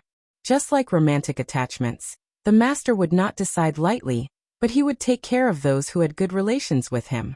Guan didn't know what she was thinking. After expressing concern for a few moments, he asked the question he most wanted to ask. I heard that Guan calls himself Sword Venerable Fudao? What's that about? How dare he? An Xian heard this, widened her beautiful eyes and huffed. What? He's not worthy? It's not that. Sword Venerable Fudao is our master. Guan grew anxious, a side of him that only showed in front of an Xian. An Xian followed saying, he is my master too, I have two masters. It's not the same. Guan frowned, unsure how to explain. An Xian said, perhaps Sword Venerable Fudao truly is him, and our original master isn't him. Has the master, as Sword Venerable Fudao, ever met you? Could it be he also received guidance from our first master? Or maybe they have a common master. That's why they both can perform the Demon Shadow divine skill. Having been with Guan for a long time, she too had become crafty, thinking of continuing to confound Guan. So fun. Guan hesitated and said, you mean we might actually be fellow disciples? Who knows, he calls himself Sword Venerable Fudao and hasn't run into trouble. An Xian shrugged. More than that, she was curious about how strong Guan was. She felt a competitive spirit rising within her now. Guan, after hearing this, pondered thoughtfully, thinking that Guan might truly be Sword Venerable Fudao, and his master hadn't clarified this matter. He felt uneasy. No way, he had to find Guan personally. If the master wasn't Sword Venerable Fudao, why wouldn't he explain? Could it be he was helping Sword Venerable Fudao pose? Could this mean that in the master's eyes, Guan was more important? Guan's thoughts were in turmoil. He hadn't felt so perturbed for a long time. Previously, no matter how tough the situation, he had never felt such anxiety because his master was his ultimate pursuit, and he was so determined to become stronger because he didn't want to disappoint his master. An Xian changed the subject, starting to ask about Guan's experiences over the years, and Guan didn't hide anything, beginning from the time he left the Star Sea congregations. Guan too wanted to impress his junior sister by sharing his legendary experiences, speaking emotionally, but unfortunately, an Xian hadn't yet learned Guan's emotional intelligence to provide timely emotional feedback to him. Time flew by quickly. As evening approached, Guan rode the Blood Prison Great Saint back to the valley leisurely. Although Zhu Luo Sword Monarch had arrived, he didn't pay much attention to it, going about his usual activities. Having spent the afternoon investigating, Zhu Luo Sword Monarch had already set his sights on Sword Venerable Fudao. He would soon arrive at the Third Medicine Valley. Guan could sense a strong intent to battle hidden within Zhu Luo Sword Monarch's sword intent, an indication that Zhu Luo Sword Monarch was harboring ill intentions. He was curious to see how strong this prodigy descendant of Dahong Sword Heaven was. Upon entering the valley, Guan dismounted and walked alone towards 10,000 Sword Mountain. Simultaneously, Zhu Luo Sword Monarch appeared out of nowhere in front of the stele at 10,000 Sword Mountain. Gazing at the mountain, lost in thought. This mountain harbored a faint sword intent that was difficult to capture. Although he felt no threat, he couldn't see through this sword intent. It didn't resemble the Holy Heart Sword Dao. He had been to the Sword Dao River and knew what the Holy Heart Sword Dao was like. Some disciples passing by on the trail behind him cast surprised glances his way, but seeing he didn't step onto 10,000 Sword Mountain, they didn't come forward to stop him. From a distance, Guan spotted Zhu Luo Sword Monarch and conducted a lifespan detection on him. Zhu Luo Sword Monarch, Free Immortal Realm 9 Layers 29, 769, 870/500, 000, 000/500, 000, 000. Could killing him yield 40 million years of lifespan? Guan thought to himself, his steps neither fast nor slow, leisurely as if wandering through a garden, occasionally greeting disciples he encountered along the way. Chapter 443. You dare challenge Holy Heart Sword Dao? Daoist friend, you seem unfamiliar. Is there something you need help with? Gu An's voice came from behind, interrupting Ju Luo Sword Monarch's thoughts. Ju Luo Sword Monarch half-turned, glancing at Guan with the corner of his eye. Looking at Guan, he felt a strange sensation in his heart. Logically, such a mortal shouldn't merit his attention, but somehow, as soon as Guan spoke, he had turned around involuntarily, drawn to him. He had only ever felt this way in the presence of those stronger than himself. While sizing up Guan, he deduced that Guan had some karma with Hao. Though not closely connected, it indeed existed. Ju Luo Sword Monarch asked, "Are you the valley master of this medicine valley?" Guan smiled and replied, "I am Guan. May I know your esteemed name?" Ju Luo Sword Monarch answered, "I am Ju Luo Sword Monarch from Dahong Sword Heaven." Dahong Sword Heaven? I have not heard of it, but it sounds grand and powerful. Certainly the force of a holy land, and it must be far from the Taitsong continent. Guan feigned surprise. Ju Luo Sword Monarch was not in the mood for probes, and directly asked, "Are you a disciple of Sword Venerable Fudao? Call out your master." As he spoke, he also emitted a trace of sword intent, instantly enveloping the entire Third Medicine Valley. Ji Xiaoyu appeared out of nowhere in front of Guan, staring warily at Ju Luo Sword Monarch, the Dao patterns on her forehead igniting into fierce flames. The Sun and Moon Netherworld Emperor appeared as well, frowning at Ju Luo Sword Monarch. And Hao, Nine-Fingered Divine Lord, and Shin Shinzi also quickly appeared. Those great cultivators, who had been playing chess in the dojo, promptly arrived as well. Guan could feel that Ju Luo Sword Monarch's sword intent was to isolate the Third Medicine Valley from the outside world. Was he intending to create a battlefield? And Hao stared at Ju Luo Sword Monarch, asking in a deep voice, "Senior, what are you trying to do?" An ex-scion swiftly ran over, curiously looking at Ju Luo Sword Monarch. Her eyes filled only with anticipation. Ju Luo Sword Monarch ignored Hao, his gaze settling on Ji Xiaoyu. He squinted and said, "Yin Yang 4 Emperors, long time no see. Reincarnation Path Emperor, I didn't expect you to undergo reincarnation tribulation here." Ji Xiaoyu, with a composed expression, replied, "Ju Luo Sword Monarch, it seems Dahong Sword Heaven has no intentions of invading the great heavenly spirit land. Are you acting alone?" Ju Luo Sword Monarch laughed. "Among the Yin Yang 4 Emperors, I only fear the 6th Tao Dust Emperor. Has his reincarnation tribulation ended?" Yin Yang 4 Emperors, Reincarnation Path Emperor, 6th Tao Dust Emperor. The surrounding cultivators listened in astonishment. These names sounded impressive. "You can go find him. He indeed mentioned you," Ji Xiaoyu coldly replied. Ju Luo Sword Monarch shook his head with a rueful laugh, ignoring the stares of others. He said, "Enough of this. I'm here to find Sword Venerable Fudao and challenge him to a battle." Hearing the name Sword Venerable Fudao made everyone tense. Daring to challenge Sword Venerable Fudao, he must be extraordinary. The Sun and Moon Netherworld Emperor couldn't help but ask, did Dahong Sword Heaven come for Sword Venerable Fudao? He had also witnessed the great battle outside of heaven before. Dahong Sword Heavens might have alarmed him. They managed to fight simultaneously against the Immortal Dynasty and the Holy Court, and Ju Luo Sword Monarch hadn't even participated in that battle. Just how many free immortals did Dahong Sword Heaven possess? Ju Luo Sword Monarch did not answer the Sun and Moon Netherworld Emperor. Despite being only a single great realm apart, he simply looked down on the Sun and Moon Netherworld Emperor. The scene suddenly quieted down, turning the Sun and Moon Netherworld Emperor's face an iron blue. Guan gave a cough and said, "So, it seems you want to challenge me?" At these words, everyone turned to look at him. Ju Luo Sword Monarch's expression changed. He stared intently at Guan and asked, "Are you Sword Venerable Fudao?" So that was it. No wonder he had such an unusual reaction. In his eyes, no matter how one looked at it, Guan seemed like a cultivator in the nascent soul realm with no trace of the Immortal Path realm. And Hao heard Gu An's words and wanted to speak but stopped himself. He had a suspicion in his heart. Could it be that Martial Master was secretly watching, which is why Guan dared to be so reckless? He also hadn't noticed Guan concealing his cultivation level, so he didn't think Guan had the ability to fight. More and more disciples watched from a distance, not daring to get closer, only able to discuss from afar. Guan walked around Ji Xiaoyu and approached the Zhu Luo sword monarch. Ji Xiaoyu grabbed his wrist, trying to persuade him, but Guan just smiled at her and gently pulled his hand away. Well, I am. How do you want to challenge me? Guan looked at the Zhu Luo sword monarch and asked with a smile.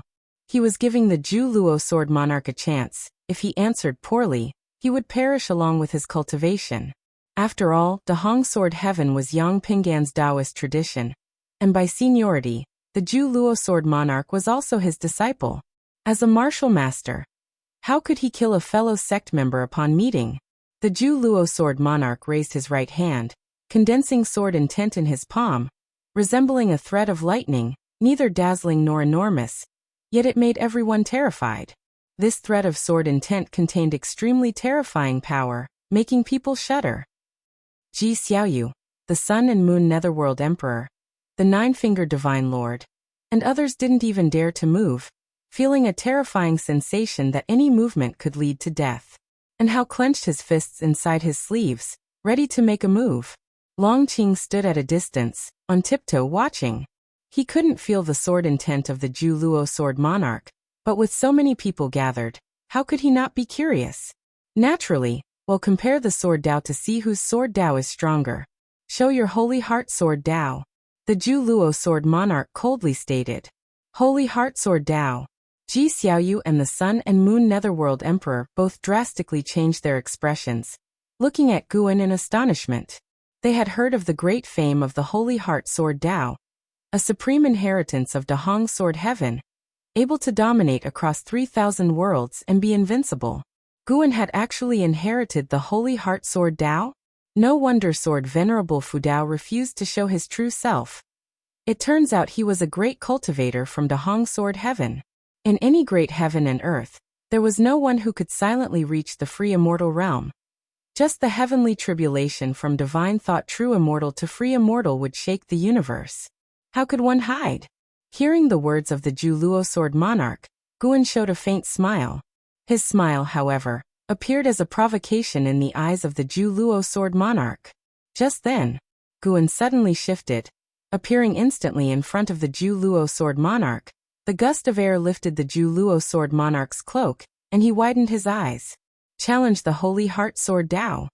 Guan slightly raised his chin, looking at the Zhu Luo sword monarch with indifferent eyes, as if he were looking down on an ant. With his left hand, he then grabbed the Zhu Luo sword monarch's wrist. The entire process went unchallenged by the Zhu Luo sword monarch. It wasn't that he couldn't react, but he was unable to resist. With Guan holding him, the Zhu Luo sword monarch's pupils dilated, and his heart was struck with shock. Guan looked at him and slowly said, "Let's not first discuss whether I possess the Holy Heart sword Dao. To you all, what status does the Holy Heart sword Dao even have? Are you even qualified to challenge the Holy Heart sword Dao?" These words struck the Zhu Luo sword monarch like a hammer, causing his body to tremble, and cold sweat began to bead on his forehead. Everyone else could feel Guan's dominance, and what surprised them most was how the usually arrogant Zhu Luo sword monarch had suddenly become mute. And how was the most shocked and unable to stay composed. He knew too well how strong the Zhu Luo sword monarch was. A mere breath from him could annihilate a cultivator in the nascent soul realm. Although he hadn't felt Guan's aura now, he knew something must have happened that made the Zhu Luo sword monarch dare not retaliate. Or rather, the Zhu Luo sword monarch simply couldn't retaliate. Chapter 444 Master. I want to be the heavenly emperor under the watchful eyes of the crowd. Zhu Luo sword monarch trembled all over, unable to speak. All gazes fell on Guan's hand, which held the wrist of Zhu Luo sword monarch. At that moment, Zhu Luo sword monarch's aura was not a match for Guan, almost as if he was about to kneel at any moment.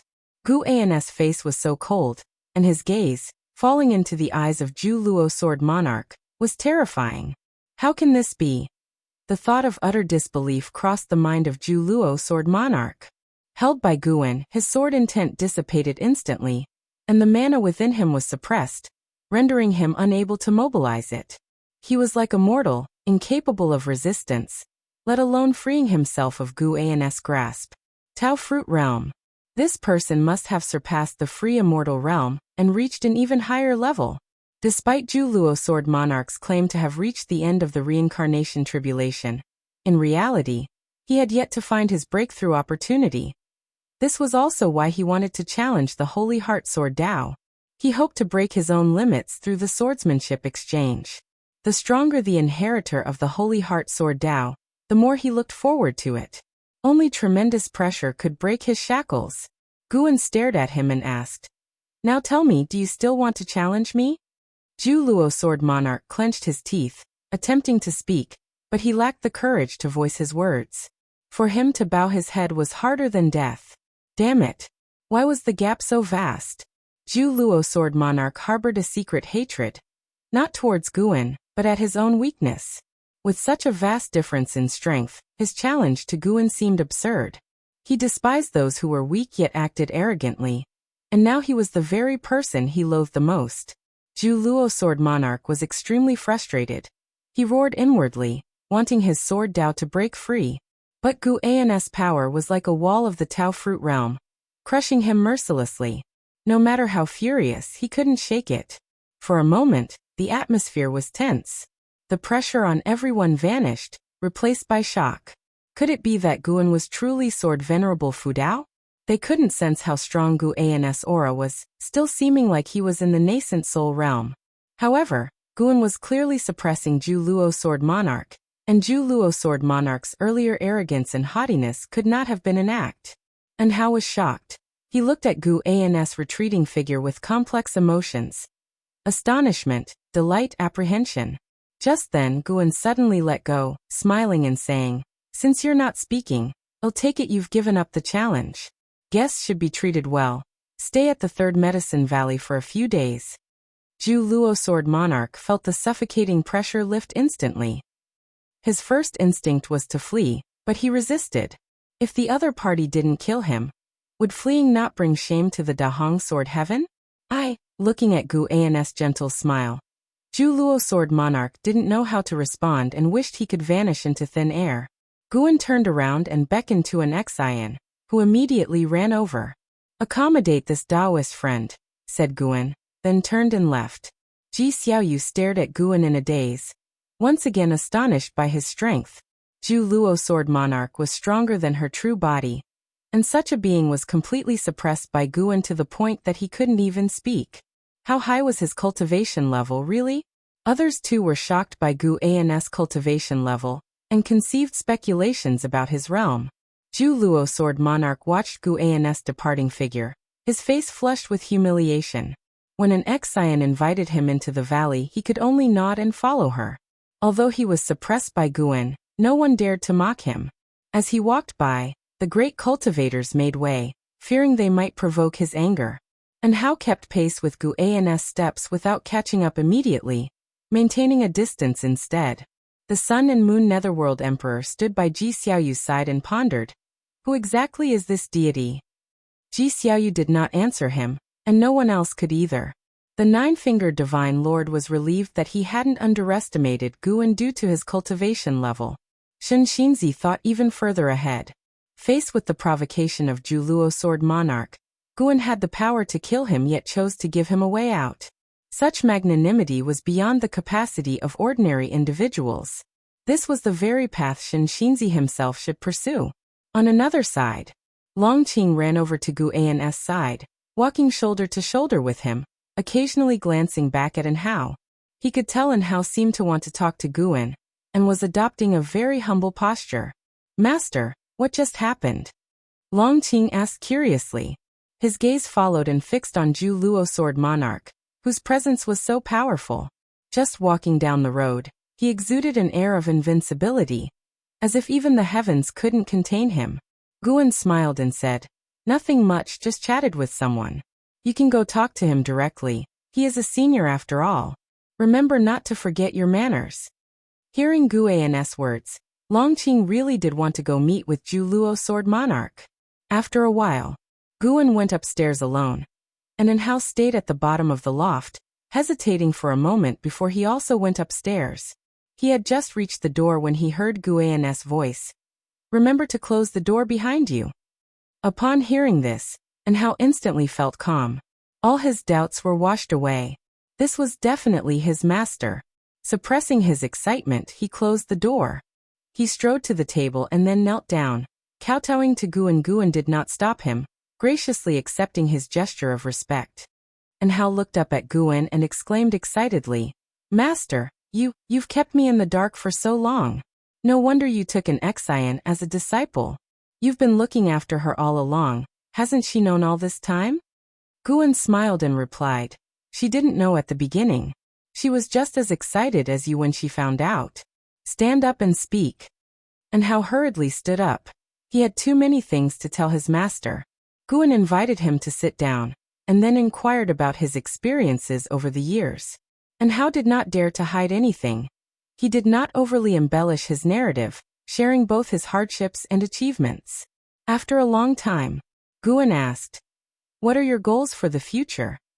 Unlike an Xian, and Hao had been wandering outside for years, and his ambition only grew higher and higher, so Guan had no intention of keeping him. Taking a deep breath, and Hao said, "Master, I want to become the Heavenly Emperor, just like the Jade Emperor you've written about." Guan smiled and said, "Those two words should not be uttered carelessly because real immortals do exist.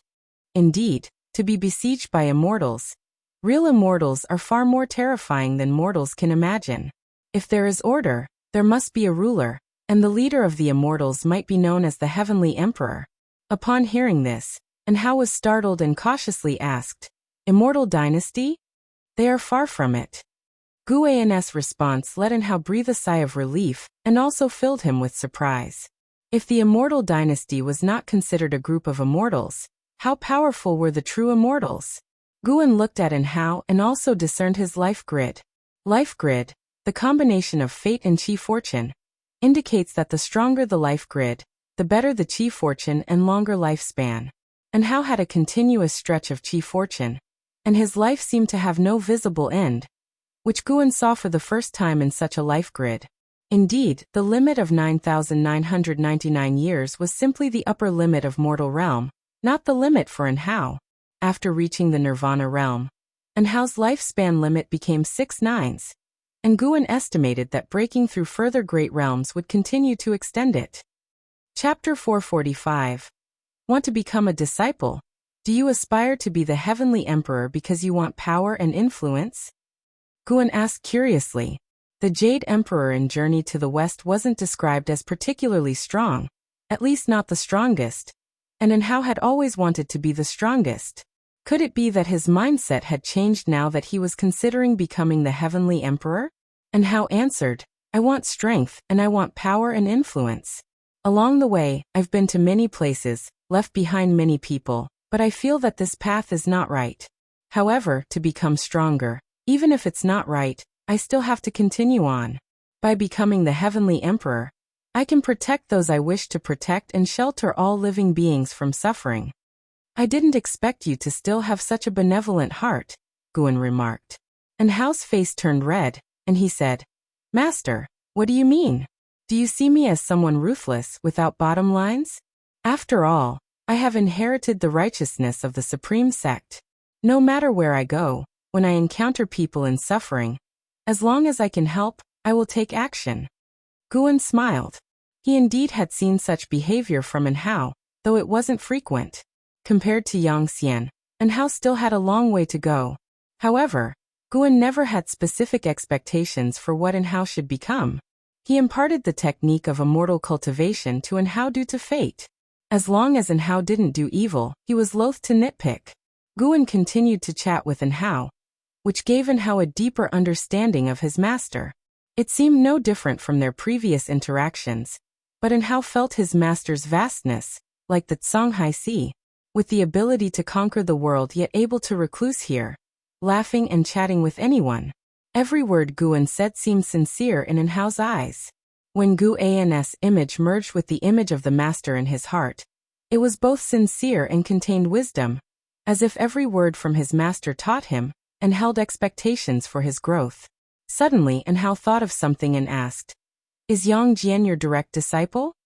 Guan smiled and nodded, saying, "Yes, he knows I am Sword Venerable Fudao. I even told him he has an impressive senior brother, just didn't say it was you." Upon hearing this, and Hao's face broke into a smile. He had a profound memory of Yang Jian, and they had even agreed to a duel at the Sky Ranking tournament. He had never forgotten it. Where did he go? Why haven't I seen him? And Hao asked curiously. Guan recounted Yang Jian's background and current whereabouts, leaving Hao silent. The Holy King of the Holy Court. He had visited the Holy Court, witnessed the demeanor of the Holy King, and suddenly felt pressure.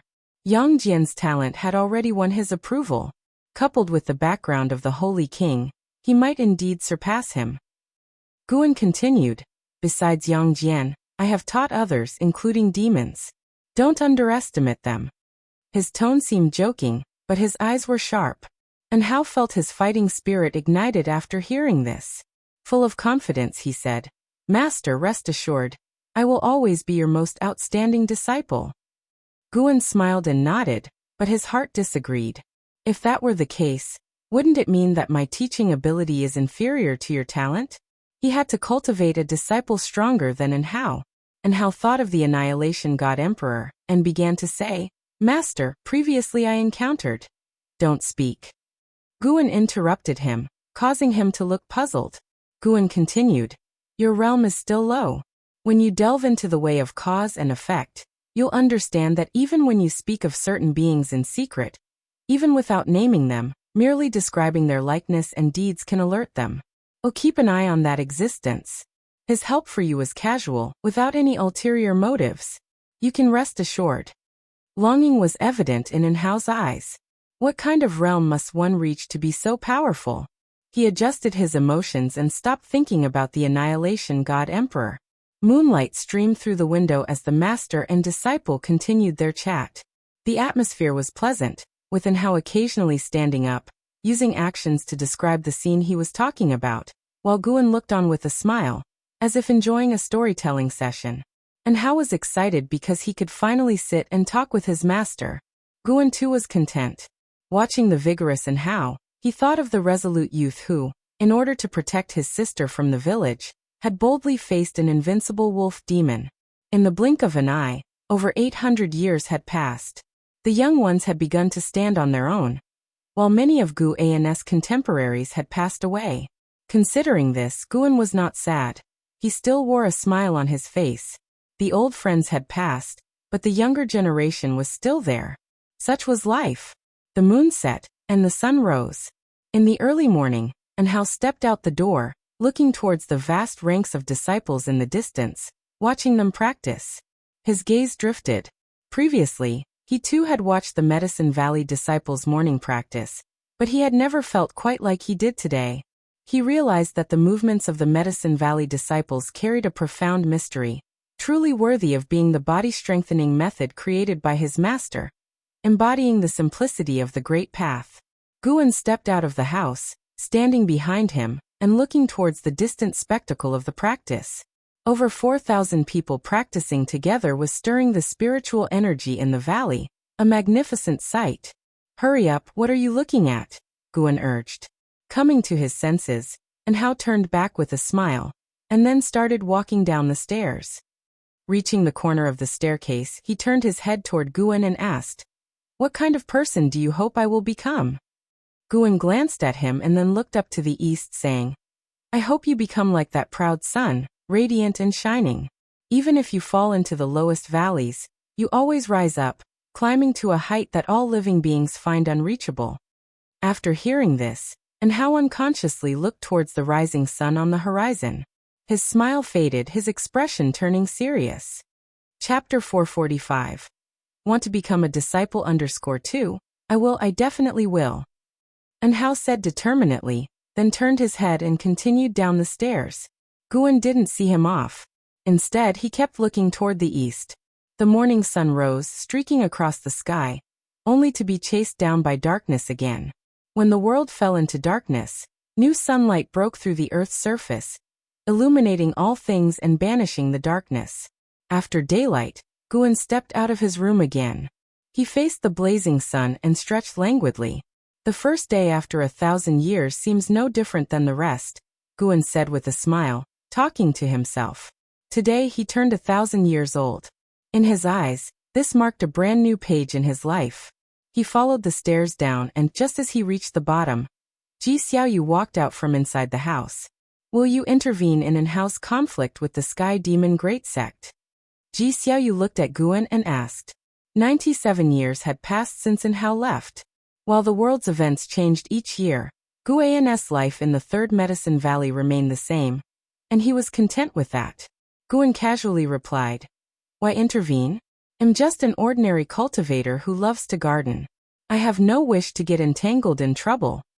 Having said that, he moved forward with his steps.